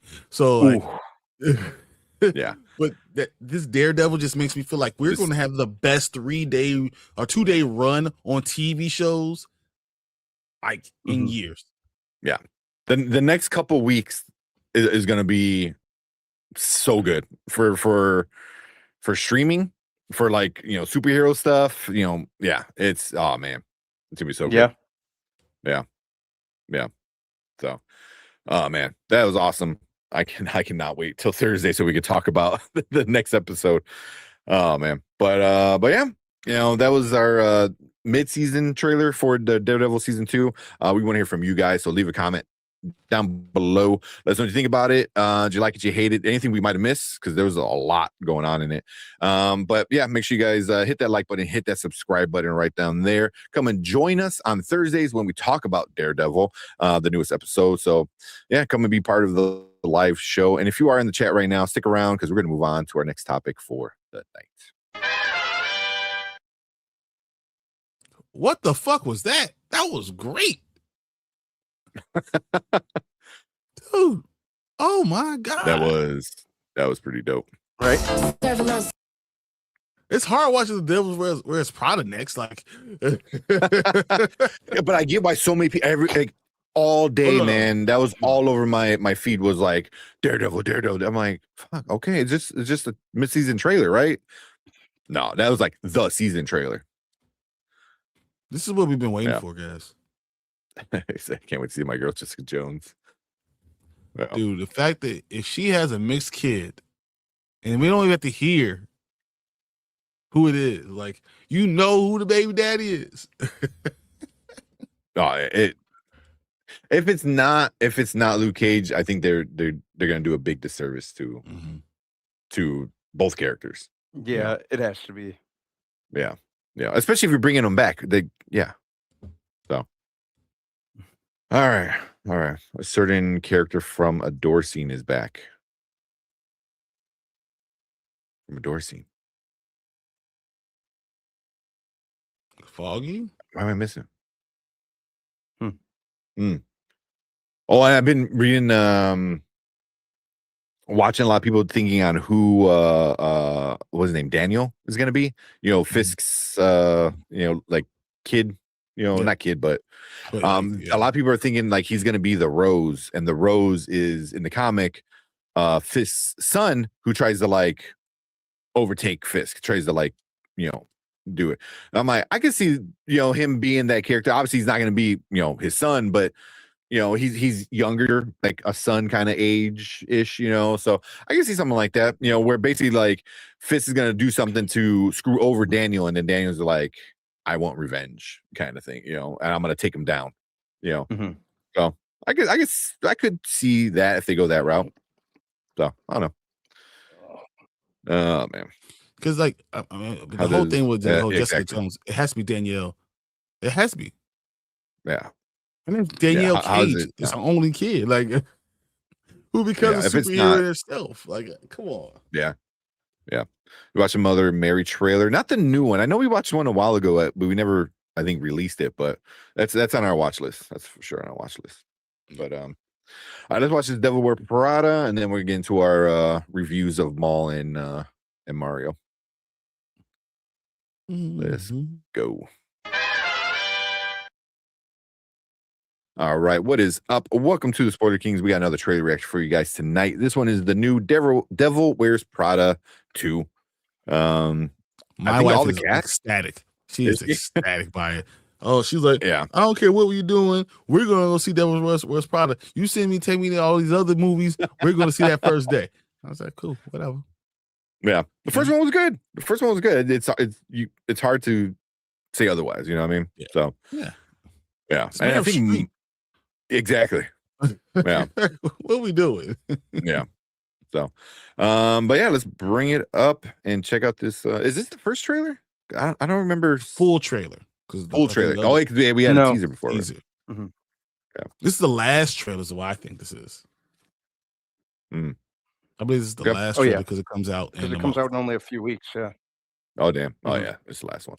All right. Well, let's check it. I'm going to make something of this job. You could write a book. The definitive Miranda Priestley expose.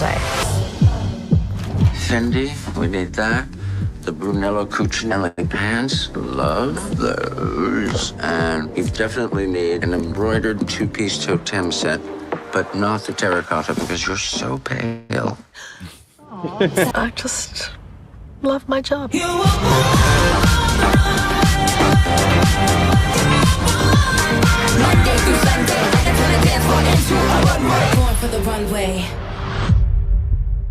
They threw up every award-winning actor in the movie.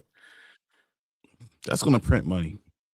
Oh yeah, like literally print money. Because I was curious to see what was like. What would they do with it? And her working for a news, company or whatever. That's what she did before. When she left. Yeah. I think. Well, I mean, like, go ahead. Yeah, I think them jumping ahead like 2 decades. I think it's going to work to the movie's advantage. Usually, I think like such big gaps are kind of hit or miss, but I think it'll work. Like kind of considering where Andy was in the first movie compared to where the trailer's kind of showing where she is now. And kind of that kind of not necessarily a power struggle, but like the power kind of contrast between her and what was Meryl Streep's character's name? Miranda. Yeah. So yeah, I think that's going to work out to the movie's advantage. So how does Meryl Streep look exactly the same 20 years later? Didn't you see Death Becomes Her? It's been 20 years. It's been 20 years. Holy crap. She looks exactly the same. She's literally Death Becomes Her. You're right. Right. Yeah, right. And yeah, exactly the same. And Stanley Tucci is just such a cool dude. Like I even watch like his documentary that he does like over in Italy from time to time. He's just great to watch in anything that he's in. So can you not say that about Meryl Streep, Anne Hathaway, Emily Blunt, who are all leading ladies right now? What's the dude from Adrian Grenier? What's his name from what's that? Entourage. What the hell is that? Entourage. From Entourage. He's in the movie too. So he's I'm in like, apparently I was like, what the hell? I don't know. But this is crazy. I don't know. I think this is gonna be fun. This is gonna be a whole lot of fun because everyone's coming back. Everyone from the first one's coming back. So that's what you want. Yeah, all the plastic surgery. But usually, if you get too much plastic surgery, it's very noticeable and you can tell. With her, I think she just ages like perfectly. Or she knows exactly how to get plastic surgery. Or what to do, maybe. Yeah. I was confused Stanley Tucci with Mark Strong. Yeah. I mean, just if you get a quick glance at both of them, you're like, yeah. Like you said, it's gonna make a bunch of money. It's gonna make a bunch of money. It's gonna take a lot of money. I mean, yeah. Because Has your girls seen it, the first one, or is that still too much for them? Because it's a little bit much. Well, my oldest Yeah. could probably watch it. My youngest not so much. yeah, because that's just if your wife is like a big fan, I'm sure she wants to share it with she'll the take girls, one of but they might not be. Yeah, that's what I was saying. Like, they're not old enough yet to really appreciate it. They're 5'4", but they're not. They're still 9 and 11. So yeah. But I mean, the first one's got such a big following, and people love the first one. And the second one, yeah, like you said, it's just gonna just for everyone coming back and just for it being the same name, just name alone is gonna bring in a bunch of money. So I still gotta see the first One movie. Hathaway. Yeah, that's that was before Anne Hathaway. That's when she was still like Princess Diaries stuff, right? That was before she was like Catwoman and like all this stuff. Like she was still that was like right before Catwoman, right? It was a few years. It was a few years before Catwoman. It was shortly after, like maybe like 5 years after Princess Diaries. So she was kind of getting her feet under her, or kind of at least kind of established herself. But yeah, I think it was like 5 or 6 years, 6 years before she played Catwoman. Yeah, because Anne Hathaway is 1982. Yeah. So she's 44 now. So 20 years ago, she was 24. Damn. Yeah. Yeah. Because she was always like, I always remember seeing her in like teeny girl movies, Princess Diaries, always like something like that. So like I remember this, and then her becoming Catwoman was like, oh, that's when she kind of made the transition from like more teenage kiddie movies to like adult kind of sexy-ish, like she became that like, attractive like hot woman in the movie kind of thing, especially after Catwoman, where you're like, we're gonna put you in like skin tight leather. So yeah, but I mean, so yes, it's gonna be good. I mean, Meryl Streep in 2006 was 45, and she's still 45. I don't care what you're saying. Yeah, 45 then, 45 now. Yeah, that's what she had. You ask her how old she is, she's 45. 20 years later, she'll be 45 years old. Yeah, she's Meryl Streep until the day she's gone. Exactly. 45. Yeah. Oh man, but cool. Yeah, that like I said, we'll probably review this one when it comes out. When did it say it's coming out? Was it May? It's definitely May. May 1st. First, right? May 1st. Yeah. Yeah. It's a May 1st. Yeah. Academy Award winner. Like they just threw on like the biggest names that they have at May 1st. But cool. Yeah, let's finish that off right there. This movie's gonna be awesome. Two winners and 2 nominees. Emily Blunt never won? Nope, she's nominated. Yeah. Okay. But cool. Let us know what you guys think about this trailer. So if you're watching on the replay, leave a comment down below. Let us know if you're gonna check it out. You're gonna wait off and see it on streaming. But let us know. Make sure you guys hit that like button, hit that subscribe button right down there. Come and join us when we actually review this movie, because we're gonna do that when this comes out. And we appreciate everyone in the live chat. You guys are awesome. Stick around because we're gonna move on to our next topic for the night.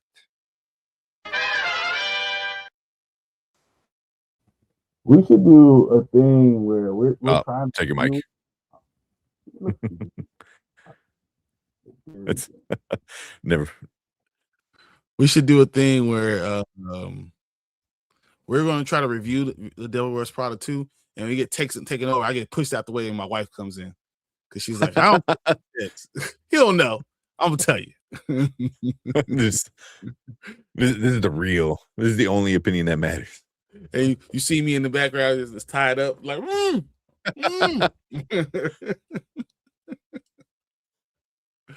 That's funny.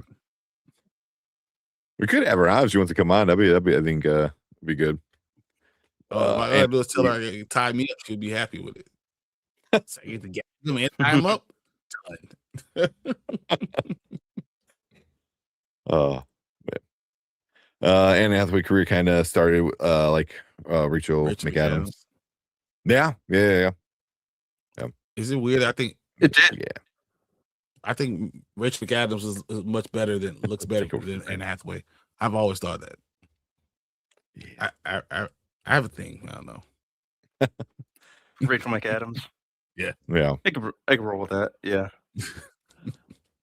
Wait till $5 Tuesday. Yeah, that's why with Send Help, the most far-fetched thing in that movie is they tried to frump up Rachel McAdams and make her look all homely, all the while forgetting that she's Rachel McAdams. Exactly. Right. I was like, okay. I mean, we'll just put some salt water on it. It'll be all right. I hate when they always do that, where they get like the super attractive woman and they're like, oh, but she's not good looking. I was like, yeah, but it's, I mean, what Put some unflattering clothes on them. They did that recently with somebody. They all they put some unflattering clothes on them, give them like a slightly kind of like messy hairdo and put like oversized glasses on them. Yeah. Yeah. I like what Mama Bear said. Just get Ashley on, Tamika and Mama Bear, and then just replace us for that review. I'm telling you, it's happy in the corner. Just trying to get out there.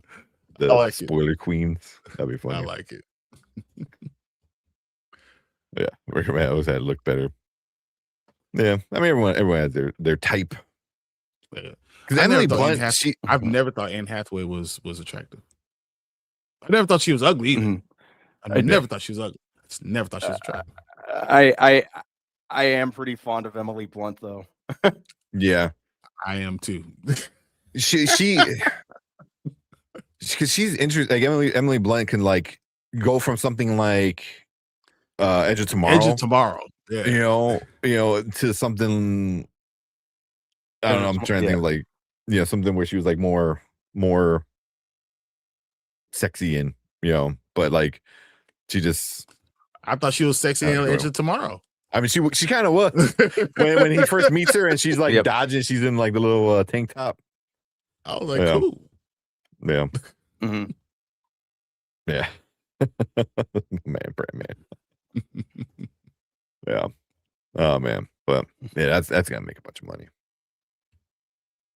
All right. Yeah. What are we doing first? We want to do Mario? I feel like Mario will be Mario's fine. Let's do that pretty quick. You can do Mario first. Well, what about Jamie Lee Curtis? Jamie Lee Curtis has not aged enough.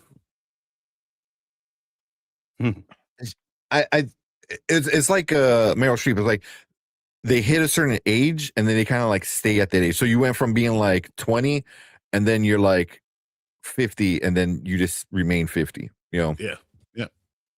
So it's like you're two ages. You're a young woman, an older woman, and then that's it, with some of these actresses. I mean, 67, but I mean, still we wearing revealing outfits and stuff. She does. Joey said women with British accents are hot. That's funny. I can't disagree with you. Yeah, they are. Yeah, it's almost one for you, collector. Yeah, get out of here, man. Go get some sleep. We appreciate you coming in. Yeah. True Lies, Jamie Lee Curtis. Is that the best? I don't know if it's the best. I have a couple other movies that, the best she's ever looked. Okay. I got one in my mind that True Lies is great.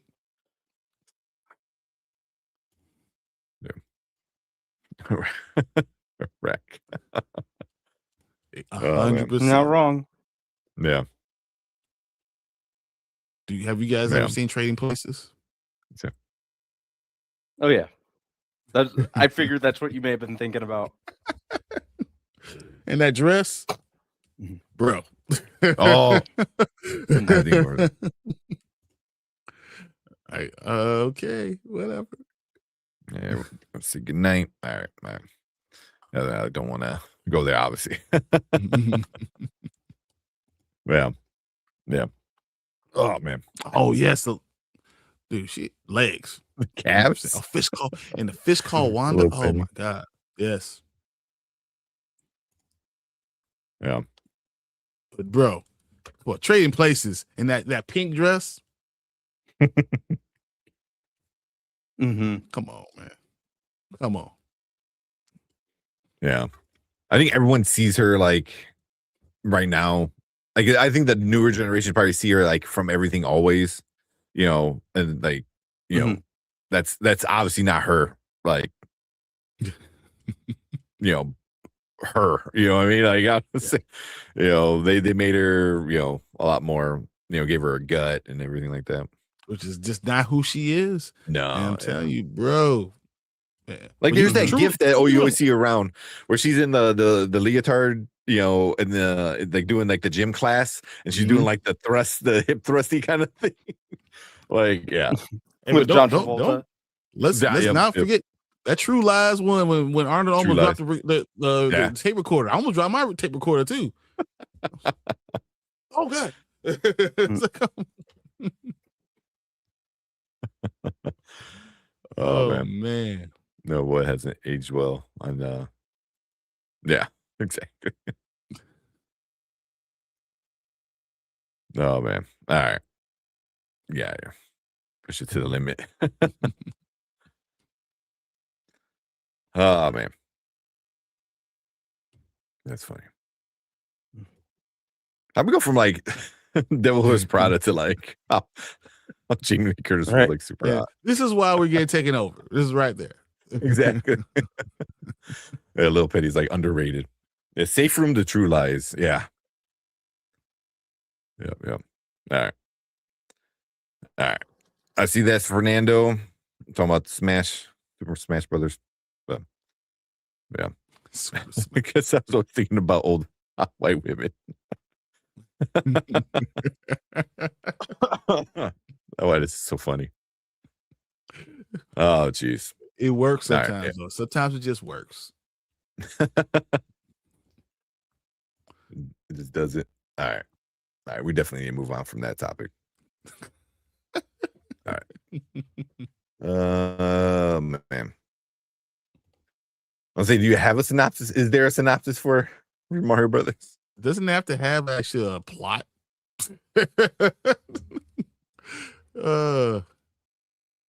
Mario and Luigi. They do stuff. Yep. That's pretty much it. Yeah. Pretty much. Pretty much sums it up. Yeah. All right. Let's. Are you good to go? You guys good? Yeah, we good. All right. Let's go.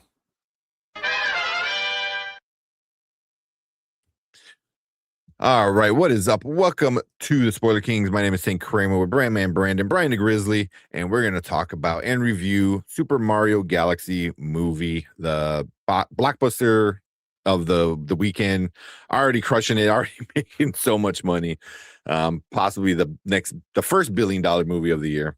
But I thought you were gonna go start the whole thing with doo doo doo doo doo doo doo, and then like, all right, what's the water world one? That's how we should finish the show. Is like, you know, when you're drowning, right at the end. I think Where you it should starts go, playing. like when you die, when you get the lost lose the life.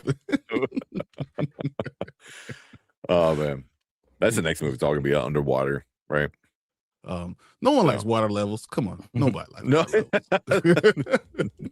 No, if you do, you're a maniac. Exactly. Yeah, but yeah, we got Mario Luigi coming back. Charlie Day, Chris Pratt, Anya Taylor-Joy as Peach, and then we get Yoshi, and for whatever reason they decided to get Donald Glover to be Yoshi, which okay, Yeah, cool. okay. I mean, yeah, super random. Yeah. But I don't even know if that was him or not. They can say it was, and it didn't even need to be. I don't know. But yeah. So we got Donald Glover coming in and Brie Larson coming in. Yeah, it was. Weird. Okay. Oh man. All right. You get me, or you still a little laggy? I think I still am a little laggy, and I don't know why. It's like really getting on my nerves. Yeah. It's all right. We'll figure muscle it out. through it. We'll muscle through it. Also, what's up, Relic? Appreciate you coming in. But let's jump into this review. We're gonna get into our rating at the end, our likes, our dislikes, full spoilers, for whatever that's worth. So if you haven't checked it out, make sure you pause this review, come back after you watch the movie if you don't want to get spoiled. But let's start off with a quick synopsis of what this movie's about.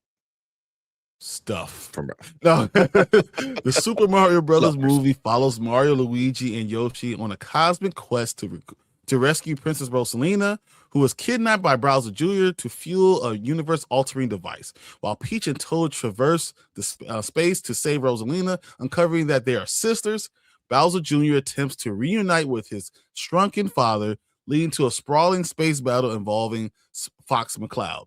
Not really. Yeah. Cool.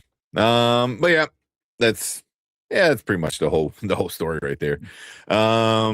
We'll start off with Brandman. What were your likes? What you like about this movie? I really liked the animation. The CG was great to look at. It's a really pretty movie. It's super vibrant, and just the colors and everything just kind of popped. I saw it in 3D and had a lot of fun. So dare I say it was a little bit of an improvement over the original, just with the locales and that sort of thing. If you play Mario Galaxy, or if you're a Mario fan, there's tons of callbacks, a lot of Easter eggs. I thought the addition of Fox McCloud and then that kind of like hand-drawn kind of anime style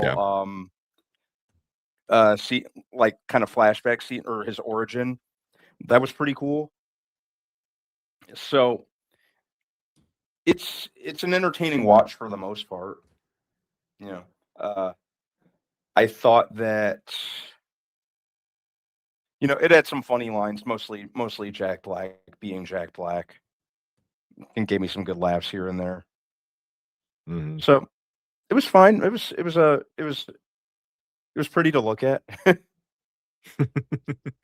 Okay. What about you, Ryan?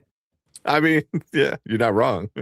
It was pretty, and a lot of memories things. Like, so it's like nostalgia was real, you know, like really important. The memory berries. The memory berries you have to have. It was just that's probably the one thing that kind of stood out the most for me.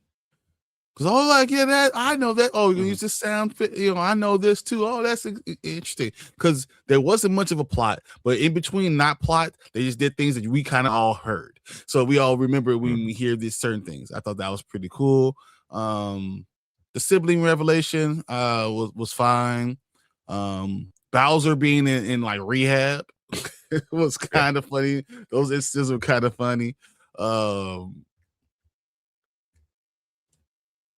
I mean, the journey through Mushroom Kingdom was fine. So like, yeah, those are things that are okay. It's hard. It's hard. Well, yeah, I kind of like Rosalina. I kind of did. So. Rosalina was cool.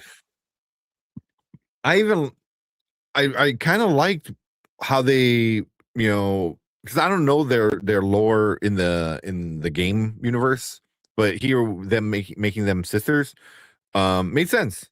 It made sense that I appreciated that, you know, because I mean the only really plot was Peach's story. She's the only one that got a story. That was the whole movie was her story, you know. It was, and then it was just, you know, Mario, you know, chasing after her. But at least that part of it I thought was interesting, and I enjoyed that. I was like, oh, okay, now we got her backstory of why she ended up where she ended up, why she, you know, has some magic, some power, you know, who, you know, and then it connects it with Rosalina. So I was like, okay, I thought that was good. You know, you had the moment at the end where, you know, the power of sisters, you know, like that's not bad. You know, like, you know, they touched through the glass and they, you know, everything got better, you know. So I was like, that was cool. You know, I enjoyed that. I thought that was fun, you know, so and then like you guys said, you know, it visually is insane. Visually it's great. Yoshi was perfect. You know, Donald Glover doing the Yoshi noises was awesome. You know, the Yoshi scene when he comes to the real world was great. You know, so you know they had fun moments like that. You know, it had all the nostalgia was there. It had all the other things that that remind you of like why you love this franchise. You know, at least the game franchise. But yeah, about it. Had the sound effects, had all the noises. Yeah, every time I heard a noise, I was like, "Oh, hey, I know where that's from." Yeah. Yeah. So, but yeah, that's about it for the likes. Let's get into the real nitty gritty, the dislikes. Brandman, what problems did you have with the movie? Sure. As he opens up the laundry list. as fun as the Easter eggs and the callbacks were, you know, especially for someone who loves Mario Galaxy and the like, I think it depended a little too much on them. And what was worse is it kind of substituted all the callbacks for any story. And even though you don't really expect any like mind-blowing or standout storyline in a Mario movie, the bottom line is you still need a story in any narrative or as any narrative, and it just didn't seem to have one. Things just kind of happened. It kind of seemed like the writers were just kind of flying by the seat of their pants, and you know it was all fan service for, you know, specifically for people who are fans of Mario Galaxy rather than mass audiences.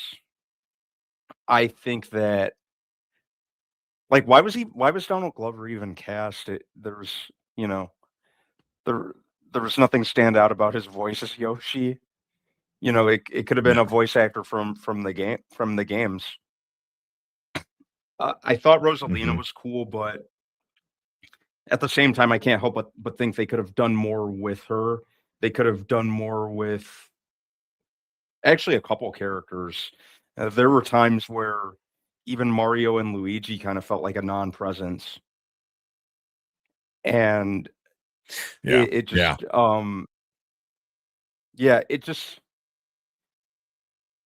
felt kind of empty.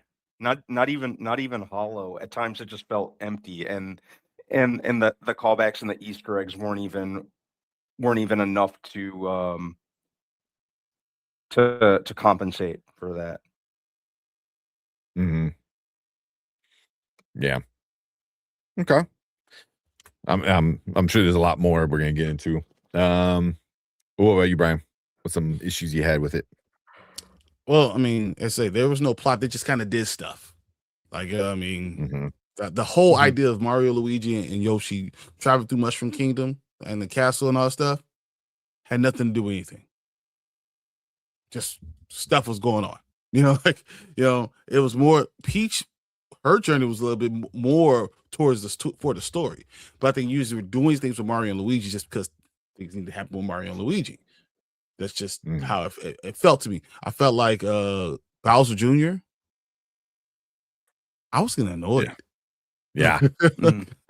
I was just getting, I was like, oh, good Lord. Yeah, come on. You know, it might have worked better if it had more of a story, if he was like villain really of a story that kind of made sense. But I didn't think it really did. And then what they did to Fox McCloud, making him just like this I don't know, I think we said taxi driver or a Uber service or something like that. Like literally that's all he was an Uber, you know, and I thought that was kind of Uber Fox. Yeah, it's kind of strange in itself. It just needed a plot because it's so much fun that was going on, right? And just things that, sometimes when things are just happening, if you have just a little bit of plot, it really builds up. And I just don't think I got enough of a story that could have been very simple to write to really get me to enjoy it as much. Mm-hmm. Yeah.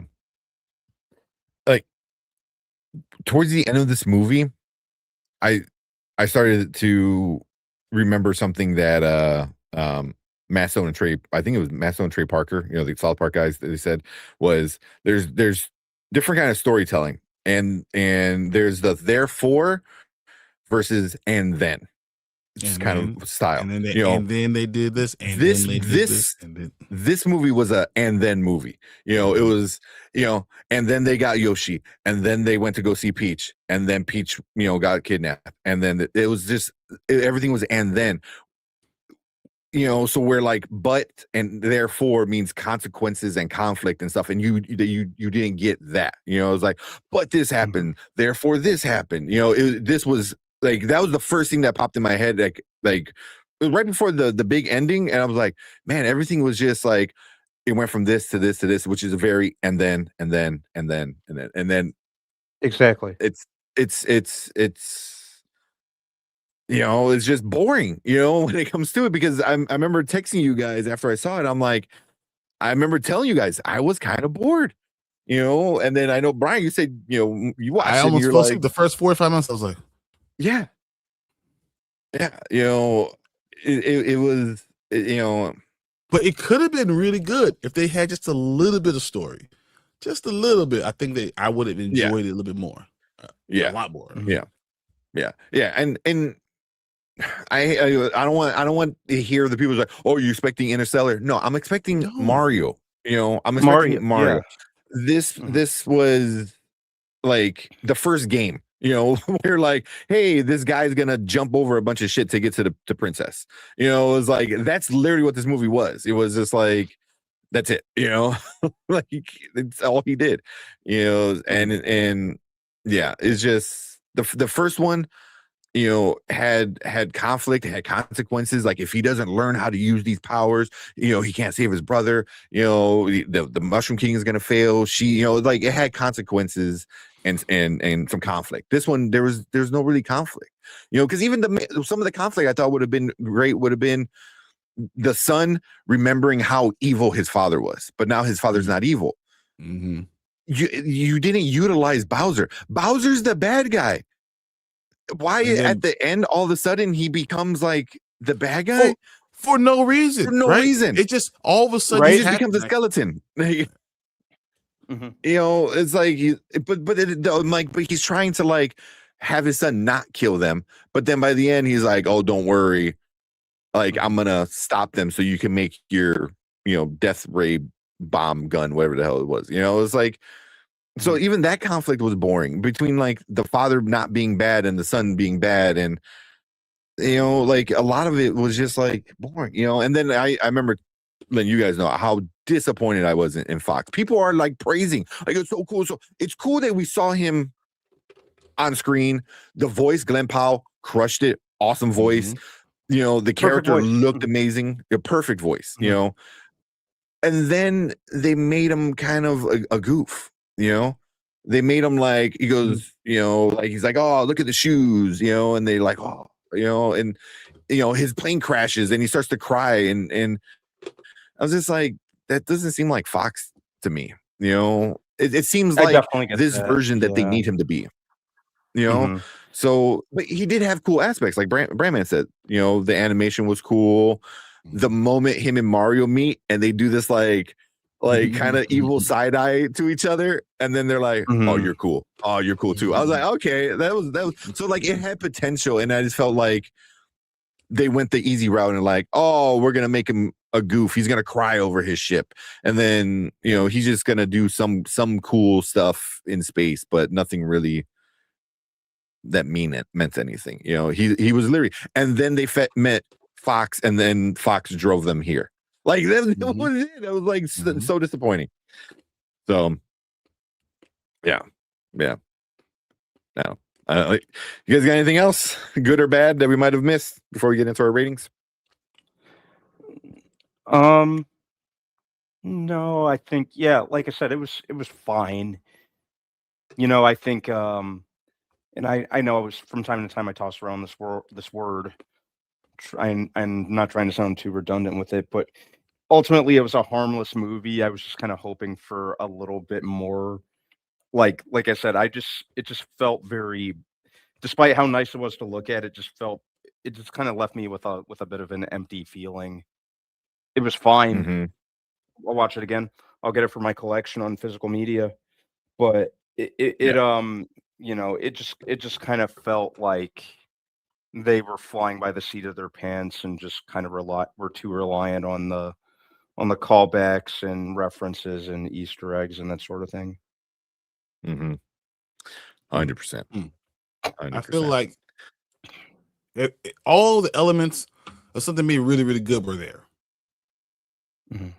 Everything that was there. I mean, casting at that everything sounded good.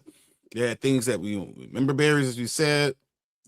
It looked visually, it was amazing. The right characters, everything was there. Just didn't put it together. It was missing. I'm disappointed because you wasted all this potential. There's a lot of potential in here in this movie. A lot. Not that this could have been one of those things we said, wow, that's one of the best movies I've seen. As far as animated, any game kind of relevant movie. I feel like we just missed it. And that's my complaint more than anything, because I feel like it could have been great. Mm-hmm. And it turned out to be just okay. Yeah. I think Brandman got logged off or something. Yeah. I know he was like super laggy. Well, he comes back and we run through the comments real quick and then we'll get into our rating. So Fernando said the visuals are awesome, but the story was lame and boring. Yeah. I wouldn't say it was lame because I mean the only really story was Peach's story. And you got her backstory and you got where she came from and who she belonged to. And I thought that was cool. It's just that shouldn't be the only story in a Mario movie. It should have been two stories that are going to interact with each other and they're going to kind of intersect and mesh at the end. Yep. But it seemed like they're both doing the same exact thing for no reason. And like they're both going to the same thing for the same exact reason, which kind of leaves the story lacking. When you could have had Mario and Luigi doing and Yoshi doing something else, and all knowing they have to get back to Peach and help her, and it just I don't know, just felt it's like something was missing. That's all. Yeah, it was the same thing with Yoshi. Like it's cool that he was there. Excuse me, but they don't really get into like how or why or anything. It's like they're just like, oh, he was in the real world and then he came here. I was like, but who is he? I don't know. Yeah, no, that's why Yoshi was like super cool. Love Yoshi. Yoshi is one of my favorite characters. He's just so much fun, and then they just kind of, I think, didn't do anything with that too. It was just, and then they found Yoshi, and then Yoshi joins the crew, and then they go help Peach. It's yeah. See. Yeah, story was all over the place. It was just, it was just going through it.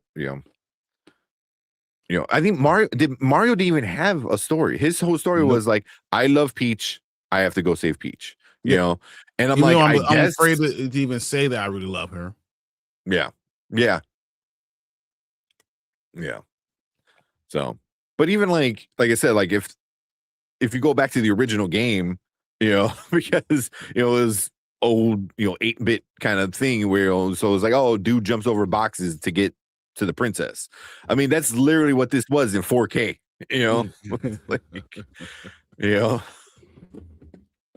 So it was a mid movie, pretty much. That's the good way to put it. I liked it. I understand what you're saying though. it was good for fans of Mario. Yeah, the fans of Mario, I think we're gonna like it. All the Easter eggs were great. Seeing all the characters there just were cool, but just seeing them there for literally 10 seconds. Yeah, like I love Birdo. She was there for a minute, maybe. Yeah. There's other things I liked. We'll talk about the movie. The ending. Yeah. The mid credit and the end credit, I thought. Oh, the ghost. Yeah. The star and everything. That was cool. I thought that was really funny. I wish they had more to do with the story. What he said at the end. I wish that had more to do with the story, but it was fun. That was a lot of fun. Yeah. I mean, because I like that they teased what's the other one? Daisy is the other one, right? And I'm assuming she's gonna be another sister. Yep. But it was like, how many sisters are we not gonna know about? We're just gonna learn about this whole family one by one. Daisy. Cousin. Yeah, that was Daisy. It was Daisy. Yeah. So, I mean, So, we'll see. We'll see how that goes. Yeah. It was good for Mario fans, but not by story plot. Yeah. It was fun and nice visuals. Lawrence is giving it a 7 out of 10. It had a lot of stories. It had just things happening. Though. Things happening. We're gonna do this, and then we're gonna do this, and then we're gonna do this. Yeah. And then do this. Yeah. Cool. Yeah. But all right, let's bring up our. Yeah, they were throwing everything at the wall and seeing what's stuck. Yeah. But let's finish this up with our ratings. Now means you got to go watch it right now before it gets spoiled. It's just worth seeing in theaters. Later means you can wait till it's at home and stream it, and never means just skip it. We'll start off with Brandman. What are you giving Mario Galaxy?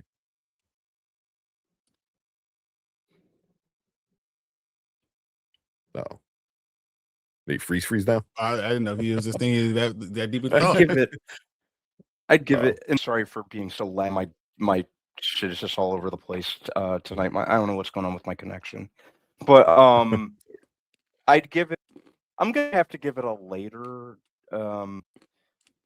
Even though it's really cool to look at, I can't really recommend it to go rush out and see, unless you're doing like a group night with, and but even then, I think there's better stuff. I'm almost inclined to just say, go see Project Hail Mary again. At least that has a story to work off of, and I just kind of felt so it just gave me such an empty feeling, despite being cool to look at and despite all the references, and it was a very empty movie. Not bad. There's just nothing. It's an empty movie. Yeah, that's a good way to put it. Empty. So yeah, I'd have to give it a later. Okay. What about you, Brian? I've been really thinking about this because I have a lot of problems with it. Even the end of the movie not going to Super Smash Brothers, because that's what it should do. If you're gonna do nothing, a whole movie about nothing, then end the movie with Super Smash Brothers. Yeah. Yep. Wario and Waluigi do Super Smash Brothers stuff. Those things could have just said, this is going to be a fun thing. Who cares about plot? Let's just have fun stuff. Let's just do it. And I feel like they missed out on those things. With all this complaining and all that being said, I don't think you could not see this in theaters. And by definition, I think that's a now. By definition, I don't think you can see this in streaming and say this is the first time you saw it, because I think you lose something in the experience because of how beautiful it was and all this stuff. I don't think it's a great movie. I'm letting you know, I don't think it's a great movie, but it's a now movie because I'm comparing it. It's out right now, and I don't think you want to miss it in theaters.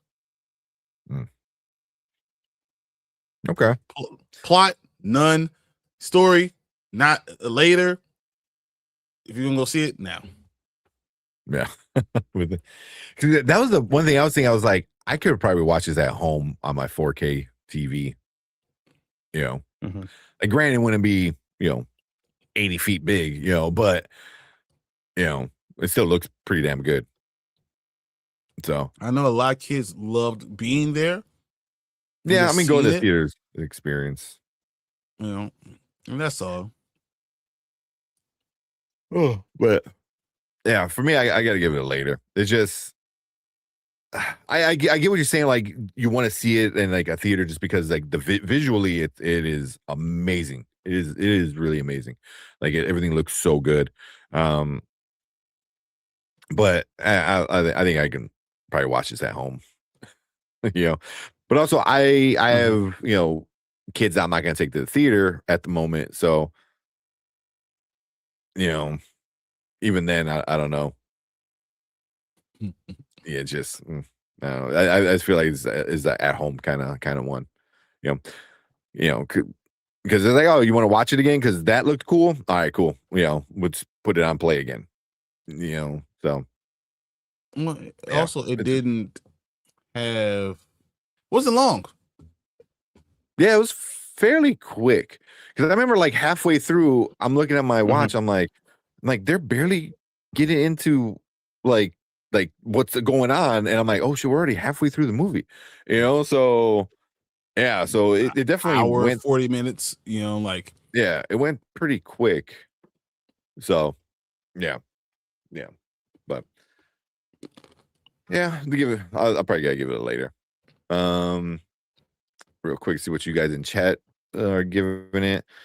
For now, saying watch it for a rainy day and watch. I wouldn't even say that. I would say like as soon as it's at home to watch, I would watch it at home. And then Lauren said, I would say now it's experience with fans. That's the thing. It's hard watching movies at home with kids.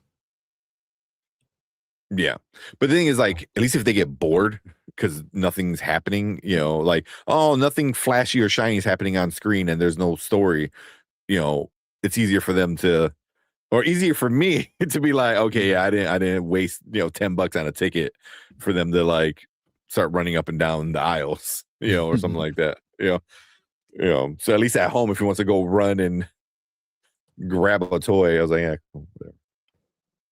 So we got Sully. What's up, Sully? Make sure you guys go check out Sully streams his review.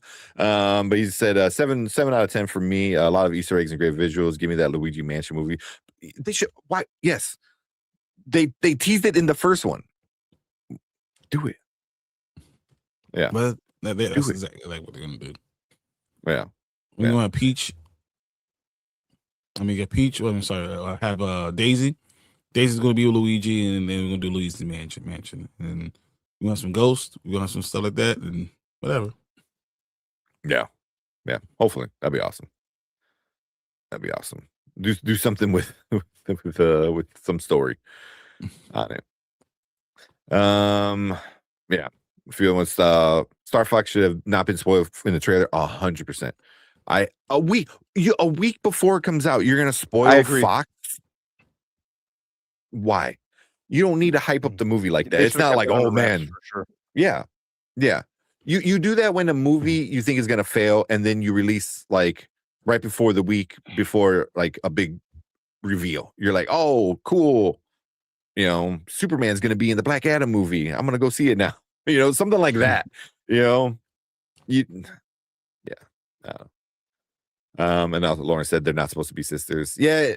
That's what I assumed from the video games, but it works. It worked in the movie. It worked in the movie. But money wise, we talk about the real thing that really matters. Say it prints its own money. That movie has its own money. Yeah. The real question is like, when is this gonna make $1 billion? Right before Michael. Right before Yeah, Michael that's- comes out, which is the 22nd. I'm saying it already crosses $1 billion before Michael Mhm. comes out. Was that 3 3 weeks. Mhm. Or 2 weeks. 1, 2 weeks. 2, 2 3 weeks yeah, from 3 today. weekends? 2 weeks from today. Yeah. Well, it had the opening weekend, and then it's got two more weekends. Yep. Yeah. Mhm. Yeah. So like And it made the opening and it weekend, made what? worldwide, it made 372, I think. Yeah. Do you have the number, 372 Brian? the first. Yep, that was it. 372 the first, which That's is crazy. crazy. First weekend when we said, I said we're going to be coming back here and we're going to be over $300 million, and we came back here and they almost hit $400 million with $372.6 million, and almost equal. That's domestic crazy. and foreign. Wow. Yep. Surprised surprised they haven't announced the sequel already. Because we're getting one. Well, I know they said it's not Smash. They came out and said it's not Smash Brothers, which puts a big disappointment on everybody. It was like, eventually they'll do it. Eventually they have to do it. But I just look at Hoppers yeah. and Super They'll Mario get to Galaxy it. in one weekend made more money than Hoppers made. Yeah. Since it came out. Yeah. Not surprised. Yeah. Yeah. I mean, it's going to hit $1 billion. I think it's going to hit $1 billion. Yeah. It's just it has the nostalgia, so all the people are going to come back. The first one was good, and that's going to bring a lot of people in. So I'm even going to tell you, I think we'll be here next week, and we're saying $600 million next week. Yeah. Oh, yeah. 100%. 100%. Yeah. So, but real quick, we'll finish off with the critics and the Rotten Tomatoes. So obviously, audience likes it, because it's the audience. It's made for the fans and nostalgia. 89% with the audience, right? Which is pretty good. That's pretty good. The critics, 177 reviews, which is not that many. It's at 42%. That 42%. Like one person said, I found it deeply annoying. Yeah. So I don't know if I found it annoying. Bowser Jr. was bad. annoying. Which one? Bowser Jr. was annoying. He was annoying for sure. He's just so dense, I think. But I think he'd asked a question. He said, which is better, Mario Galaxy or Hoppers? Ooh.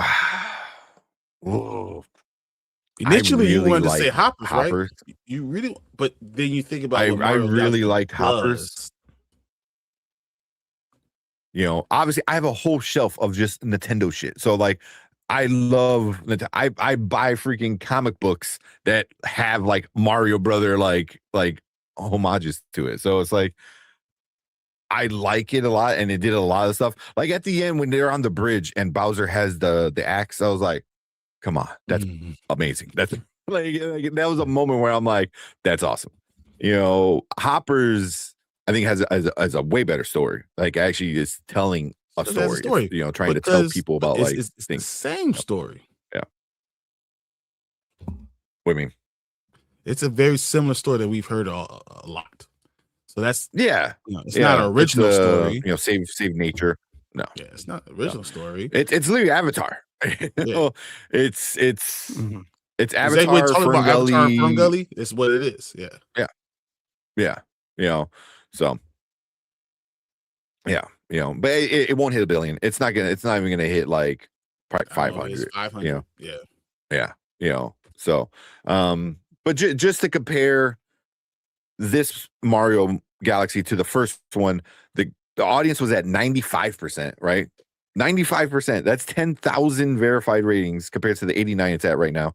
And it was also with the critics, about 110 more reviews at 59%. So even a lot of the critics didn't like the first one, and the first one was pretty good. So So it's gonna make money regardless of man. What Yeah, he I thought said, so what too. anyone else says, it's gonna make money. Yeah. But yeah. Hopper's his avatar with an animal, pretty much. Yeah. So first one was better. They can't deny that. But yeah, it's gonna be $1 billion, and we're gonna be talking about that, like Brian said, by the end of the month, right before Michael. We're like $1 billion. So yeah, then on to the next $1 billion movie. Exactly. So, but yeah, that's about it for our review, our discussion for the Super Mario Galaxy movie. Let us know what you guys think about it. So make sure you leave a comment down below. Let us know where you're at. I know some people in chat, giving your ratings, giving your stars or your out of 10s. Let us know what you think about it. Anything we missed, let us know. Any Easter eggs? There's so many Easter eggs. Let us know some of your favorite Easter eggs. But we appreciate all you guys coming in. Make sure you guys hit that like button, hit that subscribe button right down there. Come and join us when we do other movie reviews, trailer reactions, all the other fun, nerdy stuff. And if you are watching us live, stick around because we're going to move on to our next topic for the night.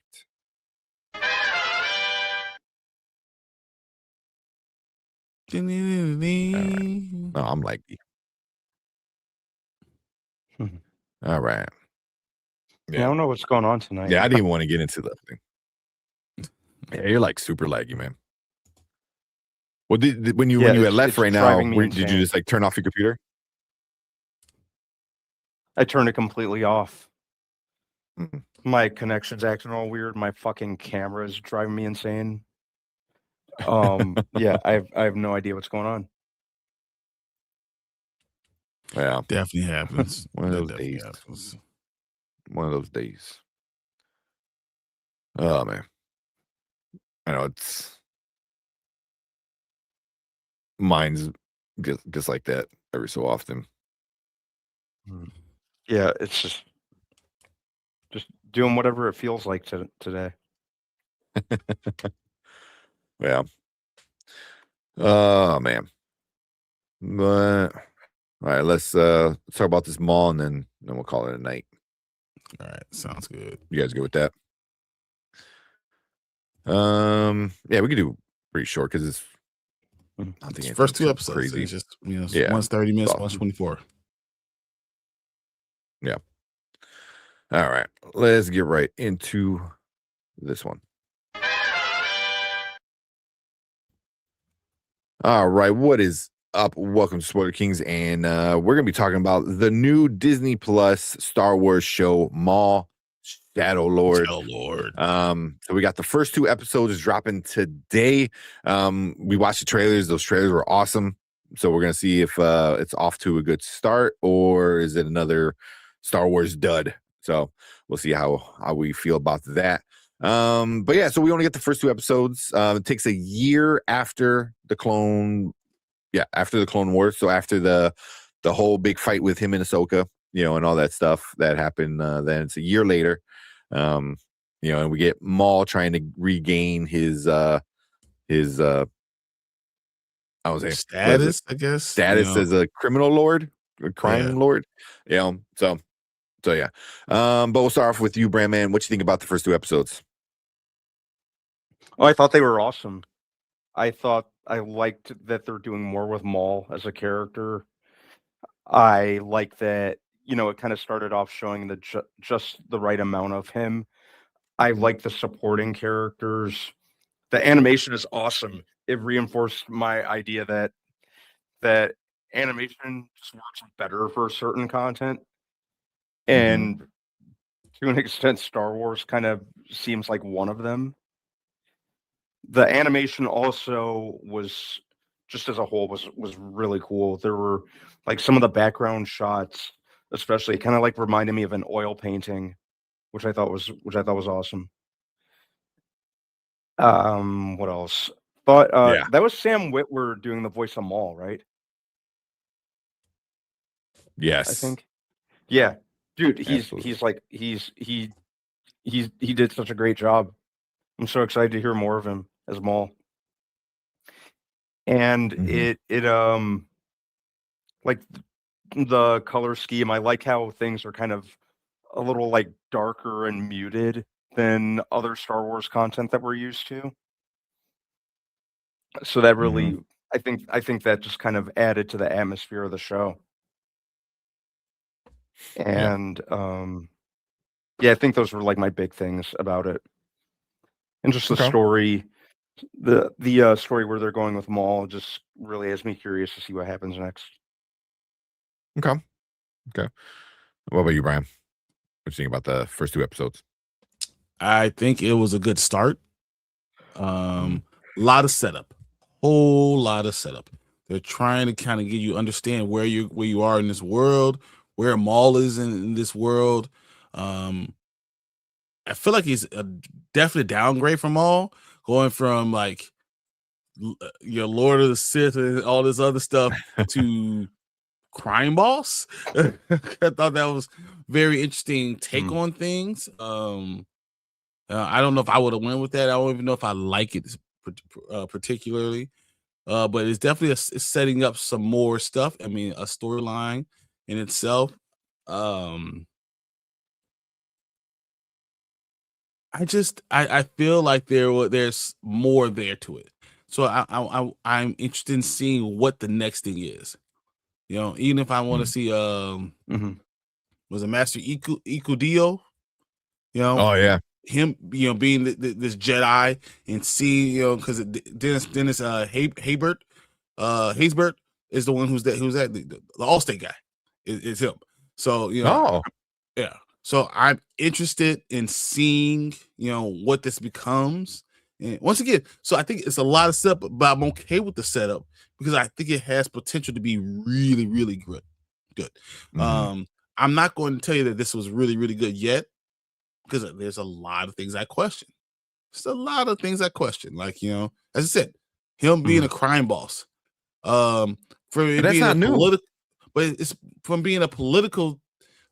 The big thing is like more like politics and government kind of oversight to downgrading it. And I don't know if that's, I don't know. That's not what I was expecting, but I'm saying that it's going to be something that I'm willing to take, you know, kind of go into and see what it becomes.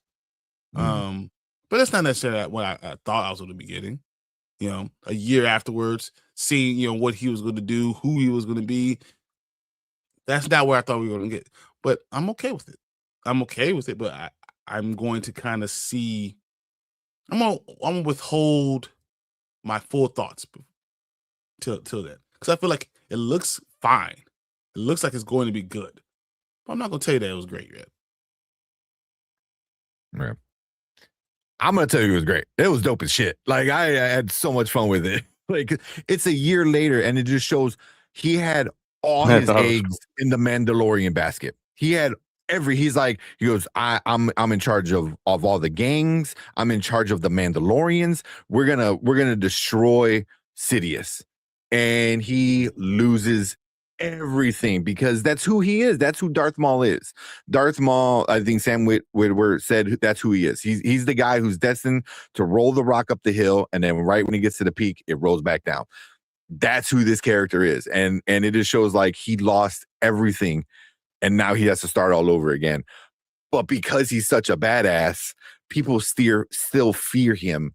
And like, even though he's starting from the bottom again, you know, and that's his whole thing is like, I don't think he cares about the actual crime lord of it, like some of these other characters do, you know, as we saw, like the which was funny, the little guy in the big suit, you know, and then you find out it was just like the little guy with the big head, kind of. I forgot what his name was. Yeah, and Ludovario. Like those guys, yeah, Navario and anyone, you know, those guys care about like being crime lords.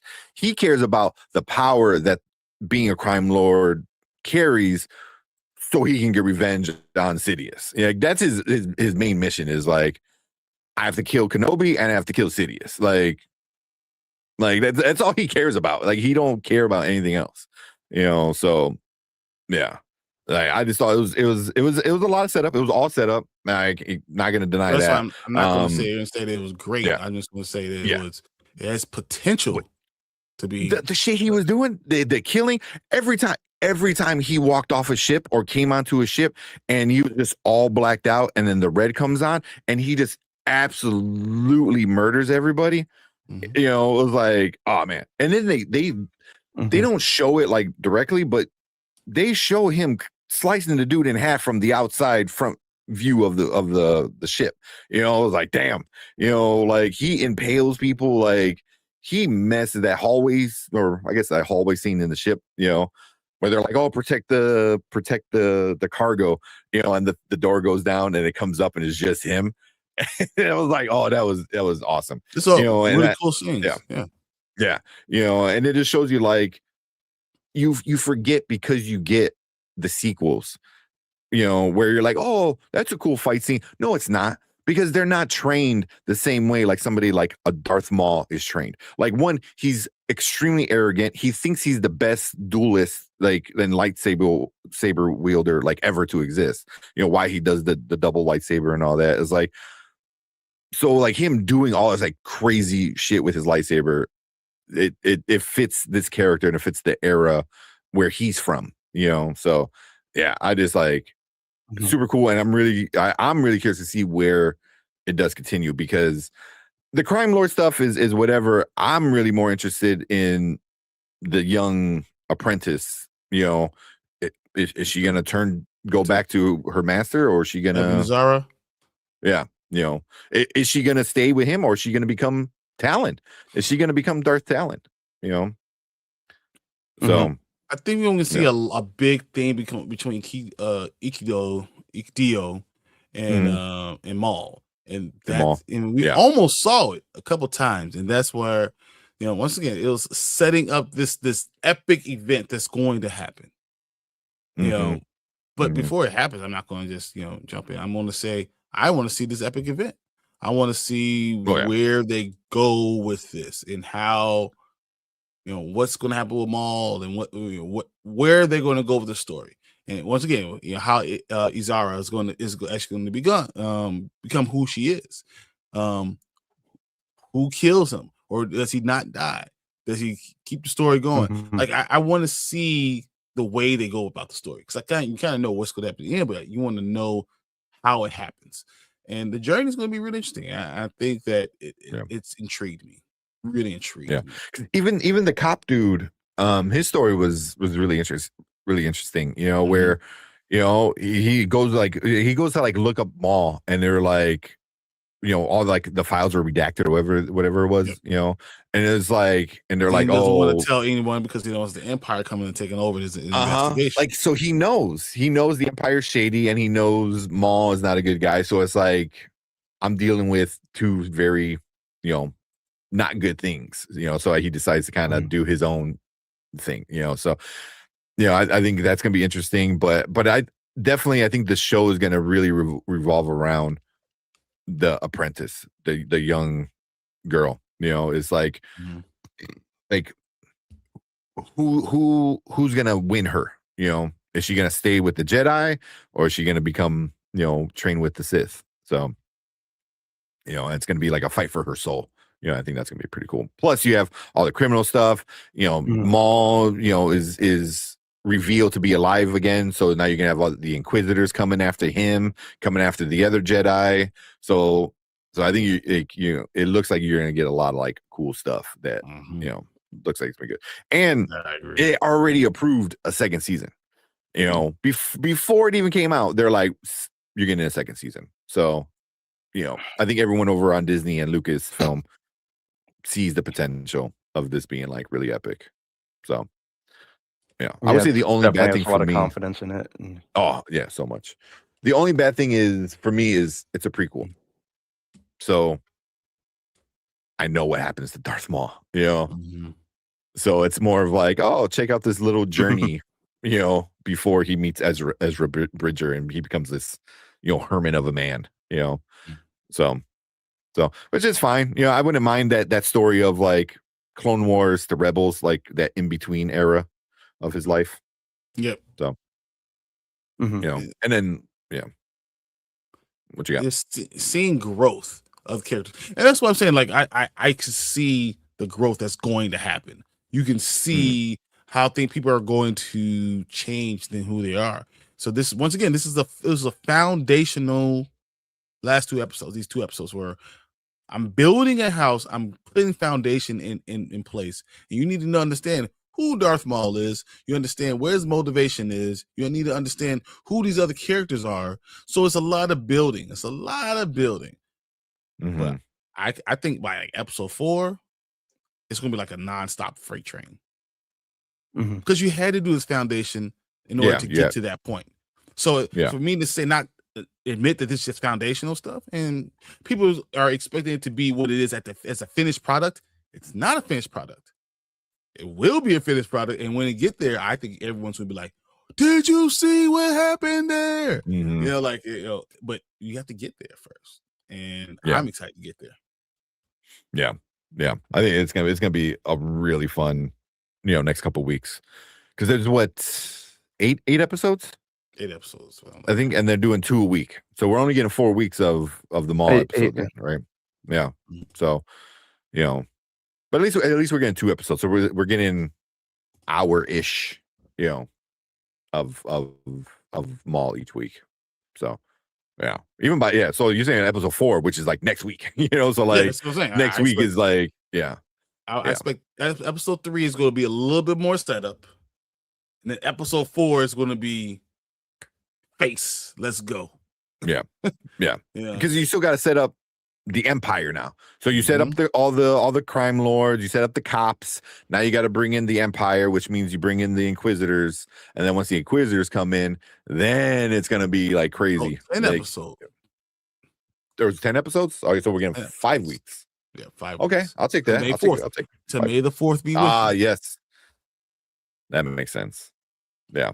So I enjoy it. I had a lot of fun watching it, and like she said, I kind of agree with that. It was very fast, he said I had to take it back a few times to catch up with scenes, because they kind of go through things pretty quick, which is good, because you don't want to sit and dwell on things, because you're like, I know who he is, I watched all the other shows with him in it, so yeah. But definitely like I said, very foundational, very needed to build on stuff, because you had to set it up like where he is in the world at this time, and what people know about him in the world or in the universe. So, but yeah, definitely can't wait for next Monday. Yeah. Just Maul's such a badass, man. Maul's such a badass. Yeah, one-on-one, you have a hard time seeing him lose. It's just hard. Yeah, he does lose. But it's hard seeing him lose. Like, it's like, who's he lose to? Like he loses to the Sidious. He loses to Kenobi. I got to go back and watch, but I don't think he technically lost to Ahsoka. But that fight was so peak. That was like some of the best. I would say, Anakin versus Kenobi, best fight Star Wars, hands down, no question. Yeah. I can't argue. That Ahsoka and Darth Maul fight, in season 7 of Clone Wars was really freaking good. I mean, you get back, they brought back Ray Parker, right? Yeah, Ray Parker, the guy who did Darth Maul in Phantom Menace, and did motion caption for him, and it was just like, I mean, the Qui-Gon Jinn Maul Kenobi fight was pretty good too. That was good. Yeah, it was a little short. That was in my own. And then problem. having the wall stay up, and then seeing what they do, and the meditating and all that was pretty cool too. So it's just Ray Park. There you go. Not Ray Parker. Ray Park. Thank you, Mama Bear. Yeah. So yeah, definitely. Like Fernando said, one of the most wasted characters in cinema. Being able to bring him back into the fold because people liked him so much, and him having a really good story. Whether it be Rebels, whether it be Clone Wars, and now they're doing his own story, his own show. So, yeah, really, really, really glad they're bringing him back and doing stuff with him. So, oh man, but cool. Yeah, just our first 2 episodes. So nothing crazy is going on. Like I said, all set up. So, definitely go check it out. It's a quick watch. The 30 minutes, 24 minutes. So right there, you get about an hour. knock it out, and then get ready for next week. Because I think, like Brian said, I think episode 4 is where it's going to really start like going and yeah, that's when it's like, all right, we gave you all the characters, here's all the players, and now everyone kick ass, and I think that's what it's going to be. So I think so. Episode 3 is called Whispers of the Unknown. Episode 4 is called Pride and Vengeance. There you go. And episode That's 5 episode 5 is Inquisition. Obviously Episode you know what 6, that one is. Yep. Night of the Hunted. Yeah. 7, Call of the Oblivion. Okay, that's a good. 8, The Creeping Fear. Okay, 9, that might be Apprentice one. Oh, well, 9, Strange Allies. Okay, and then 10's the finale. I can see that. Yeah, so I can see the end of the show being, like you said, that one, what was it called? Like that'd be the Apprentice episode, and the Strange Allies is where Maul and the Jedi work together to save the girl. And then the finale. Yeah. Okay. I mean, and that's just guessing just by the titles, but you never know. Which makes sense, and it's kind of cool to envision, because we're really going to enjoy the entire journey.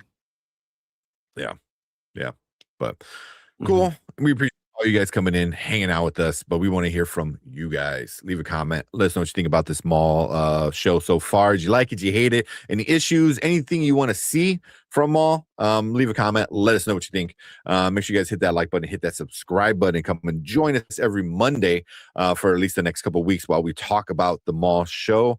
And see what we get from it and where we are in 5 weeks, and are we what Brian said, where we're like, oh my God, you see that? I think that's where it's going to be. But we appreciate all you guys coming live chat. You guys are awesome. Stick around, because we're going to move on to all of your comments right now.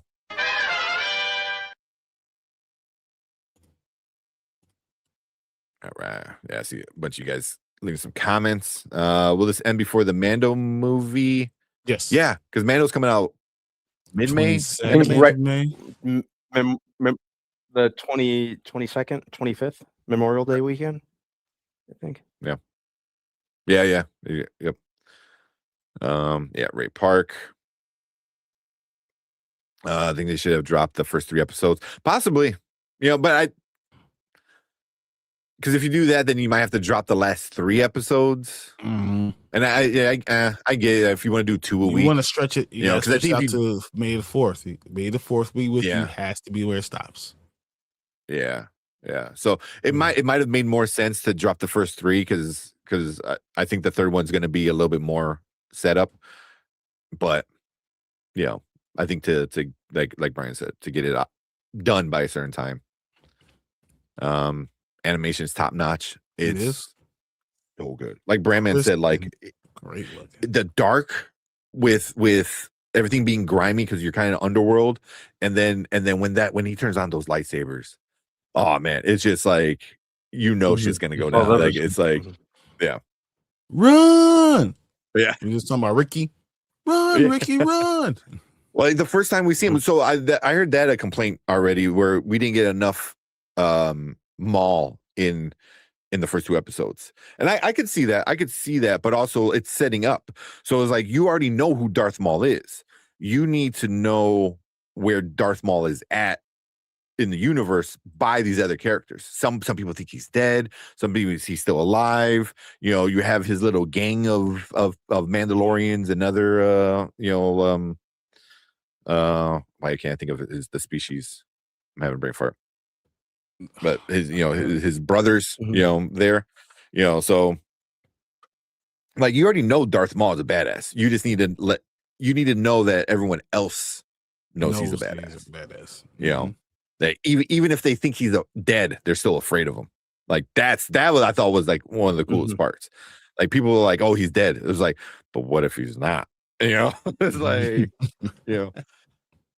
So it's like, it takes us to be wrong once, and then Maul's in here.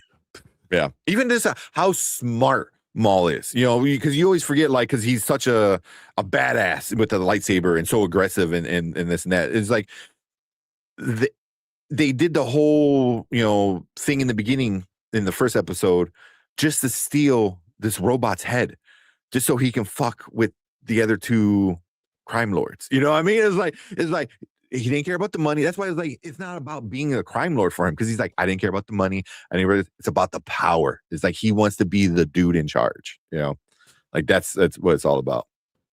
I thought it was obviously like it seemed like he was gaining his confidence. So before he goes back to the big world that he just left, he wanted to make sure he had got his ducks in a row. In the small world. He's all about revenge. So he's like, I need to go kill the people that effed me over, and betrayed me. So, yeah.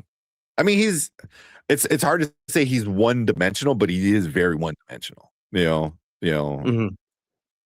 It's just like, I need to kill the person who did me wrong. Like, I mean, that's Darth Maul in a nutshell, but it works for him because he's evil. It's like, you don't need like complex thoughts behind somebody who's like revenge. And then when I kill you, other revenge, it's just empower, We could say that, but the storyline is a storyline. Yeah. It's not just stuff happening. It's a storyline. Yeah. And that's what they gave us a lot of foundation to these characters, so you understand their motivation to get them to this next step. Yeah. Yeah. Like seeing that there's still some Mandalorians that follow him is awesome.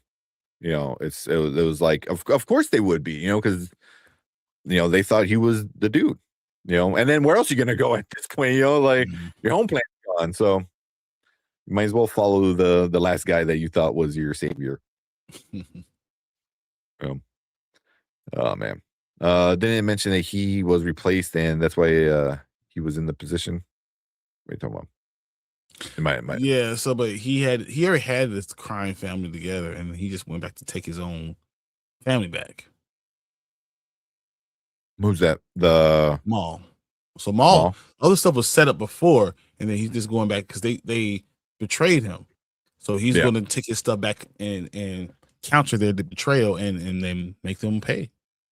Yeah, because he was in charge of the crime syndicate, and the crime syndicate was all the big bosses worked under him. But then once he was gone, all the big bosses went back to being their own. The Pikes, are the ones you always hear the most, in all these shows. So, well, yeah. Where else? Hit all all the titles of the episode of Fire. Yeah, as they should be. Yeah. As soon as the live is over, I'm taking out the trash and rewatching the episode. They were dope for me too. I was like glued to the screens. That's why for me they flew by. Both episodes flew by. I think they're going to be dope. Better. Yeah, they were really quick watches. Like they're going like this. I don't think this is one of those things like it's great and it's going to stay great. No, I think it's getting better and better. Building. And I'm going to enjoy. It's building. It's meant to build. Yeah. I'm not gonna say these are like the best Star Wars episodes ever, but it's the parts of Maul being Maul was awesome. That's what you want to see. So like half of the time you saw Maul and he turned on the lightsaber, stuff was gonna happen. And the other parts were setting up, Maul really kind of returning, because right now he's still in the shadows. And that's what even they said in the first episode was like, oh, he's gonna still remain in the shadows until he's ready. So. Yeah. So, and like you said, probably by episode 4, he's gonna start revealing himself that he's still alive, and that's when people are gonna be like, "Oh shit!" Now this shit's gonna hit the fan. Yeah. So this is Star Wars version of the Penguin series. That's a good comparison. I mean, quality wise, different. Idea wise, yeah, they're actually going deeper into the fact that he's a bad dude, and hopefully they don't give him any redeeming qualities through the series and just let him be a villain. So yeah, I could definitely see that panning out. I think it's a little too early to not necessarily too early to say, but yeah, let's just keep that going. Keep him a villain. I know for sure. Sam Witwer already said like people were coming to him like, oh, they're gonna make Maul like a good guy, and he's like, no. He's like, he goes, is he not? Is he as evil as like the Emperor? Like, oh, because I'm like, that's what he goes. It's like the Emperor and then Maul. You know, it's like it's a bad guy doing bad guy stuff, but is he like Emperor evil? You know, no. You know, but in comparison to like everything else, he's still like Darth Maul. You know, he's still a bad guy. So yeah. Fernando said this is slowly setting up the return of Revenge of Darth Maul, just like the Welcome to Derry series did with Pennywise. Yeah. I get what you're saying. It's hard to compare those two because, like, you know, again, quality wise, but I get what you're getting at. You know, like what they're. There's a long way to get to there, and that's what when you talking about something that's so much quality, you have to allow it to grow there, and once it gets there. We can say that. Let's let it grow. Yeah. Let's see. Lauren said, "Did you see X-Men is getting rewritten by 2 co-writers? The new season? Maybe the MCU rebooted movie. I'm assuming. Yeah. Which version of the X-Men? Well, it can't be the season because the season's done, right? Like X-Men 97. But the movie, if you're talking about like a movie, we're talking about X-Men 97. No, he's talking about the movie. Yeah, I'm not surprised. It's still so early on that they're trying to figure, but they're probably trying to figure out what they want it to be still, and how it's going to fit into the MCU. So, yeah, I mean, I wouldn't be surprised if it gets rewritten and worked around so much because I'm assuming Kevin Feige is going to be very, very involved in it. You know, where like this needs to happen, this needs to happen. Take this out. This can't happen yet. You know, because like he needs to make sure X-Men is perfect. Yeah, I know that sounds crazy, but he needs to make sure it needs to be perfect. No, you're absolutely right. Yeah. Cannot afford to mess up. Yeah, but I know like it sounds probably like they're rewriting it again, but yeah. So Insider later shared updates the casting process, revealing that Marvel Studios wants X-Men to be much younger, with actors in their teens and really early 20s, to give them time to develop into these roles, like playing the character for the next decade or more. Yeah, which means you need to get people who are fairly unknown, throw a shit ton of money at them, and have them sign a 10-year contract. You know? But you don't spend a lot of money on people that are unknown. No, but I mean a lot of money for unknown. Sadie Sink was a good option. Yeah. I mean that's like kind of the level you need, like Netflix popularity of known. You know, like you did a TV show that really popped off. You know, something like that. You know, like I don't know if you can go out there and get like I don't know, like I don't know Chalamet or something. I don't know. He's not 20. Sadie Sink, you know. Yeah. Is how much money she think she made last couple seasons of the Stranger Things? Like, could be that much. I mean, she was a couple million, maybe like 3-4. That's a lot. 7+ million, and season 5 was 7+ million. About 875,000 per episode. Okay. That's a decent season amount. 4, $25,000 per episode. 25,000? I'm sorry, 250,000. Oh, I'm like, damn, that's a big. She was at 20,000 season 2 per episode. Yeah, because that was her entry to it. You know, no one knew who she was then. You know. Well, yeah. So yeah, she's worth about $15 million. So you know, so that's what I'm saying. Like, you're going to get these people are going to be. They need to be good. Yeah, they need to be good. You know, like I said, I'm not saying like a lot of money, like RDJ, a lot of money. I'm like a lot of money for like, you know, a 20-year-old, you know, actor who it hasn't been in any big movies yet. You know, because the biggest movie Sadie Sink has been. Yeah. What was the biggest one she was in? The Whale? Probably the whale. Movie wise, probably. Yeah. So Fear Street. oh, man, she was on Fear Street. Well, Oh yeah, she sure Glass was in Castle. Fear Street. yeah. So I mean, that's why like Sadie Sink is pretty well known. She's a good actress, where you need to get the better actors, young actors, to be your main cast. Jean Grey, if that's who she is going to be, Wolverine's going to be everywhere that she's Jean Grey. Yeah, it really is. Wolverine. Obviously, you don't need to go 20. You just don't do. You just don't do Wolverine right now. No. Yeah, just leave it. Mm-hmm. Skip it. Hold off on him. Yeah. Mm-hmm. Yeah. So, but I like that. I like the early 20s, late teens. 18 to 24. I'm afraid about this whole T'Challa thing, guys. Oh, that's a whole nother. We didn't even get into that. The whole Black Panther 3, what they're doing with it. It's so frustrating. Yeah, I don't know if you want to talk about that. It's already 1:00 in the morning, but no, it's 1:00. I mean, we open up that can of worms, I'll be yelling.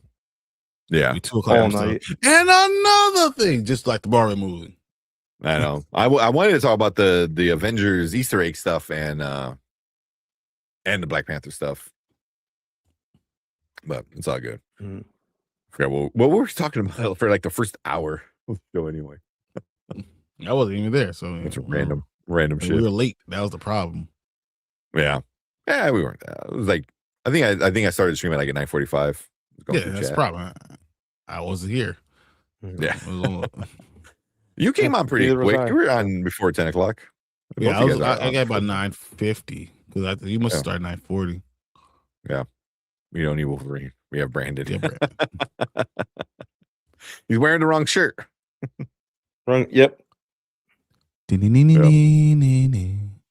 bet she's not Jean Grey. That would be interesting if she's not. That would be interesting. I wouldn't mind that.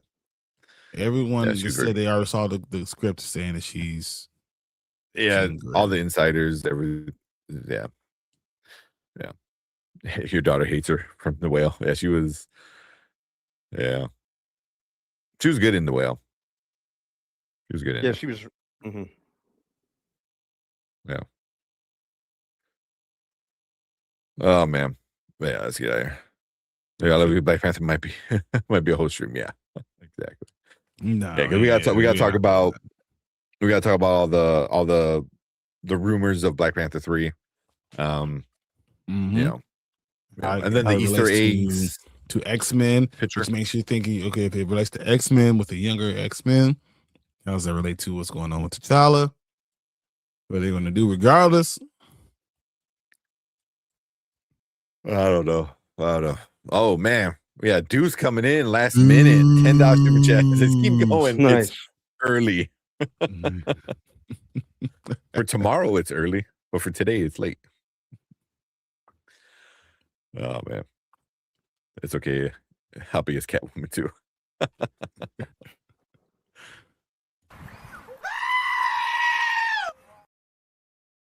There you go. The goat. The goat. Here, soon we're talking about Star Wars. Do it.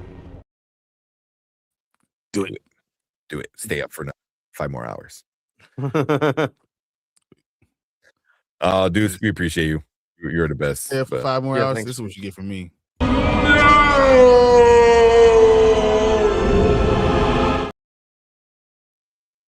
Hey, yeah. Oh man, Mom Bear's little smile made her night. She can go to bed happy now. Oh man. All right, let's get out of here. Appreciate all you guys coming and hanging out with us. Appreciate all the super chats. Collector, Deuce, thank you guys so much. You guys are awesome. We always appreciate all the super chats. All the members, whether you gifted it or you're on the monthly subscription. Appreciate all the members. Thank you guys so much. But yeah, let's get out of here. We'll be back. Thursday. Yeah. Yeah. Thanks everyone. Maybe we'll get all worked up about Black Panther and I could do a whole. Don't tempt me. I'll be over Yeah. there. Yeah. So I'll we'll buy see. a soapbox. We'll see. Just something to stand But on. yeah, for sure we'll be back Thursday. You have to like pull out your camera like another 10 feet. That's funny. All right. But cool. We will see you guys Thursday. If you're into like any football stuff, we're getting into all the football stuff. So make sure you check out Dynasty Pylon. Talking Bears tomorrow, more fancy football, Bear or NFL news on Wednesday. And then we'll be back here with Spoiler Kings on Thursday. Have a good week. Have fun. Enjoy all the TV shows, a bunch of good ones. And we will see you guys later. Have a great week, Peace. everyone. Good night.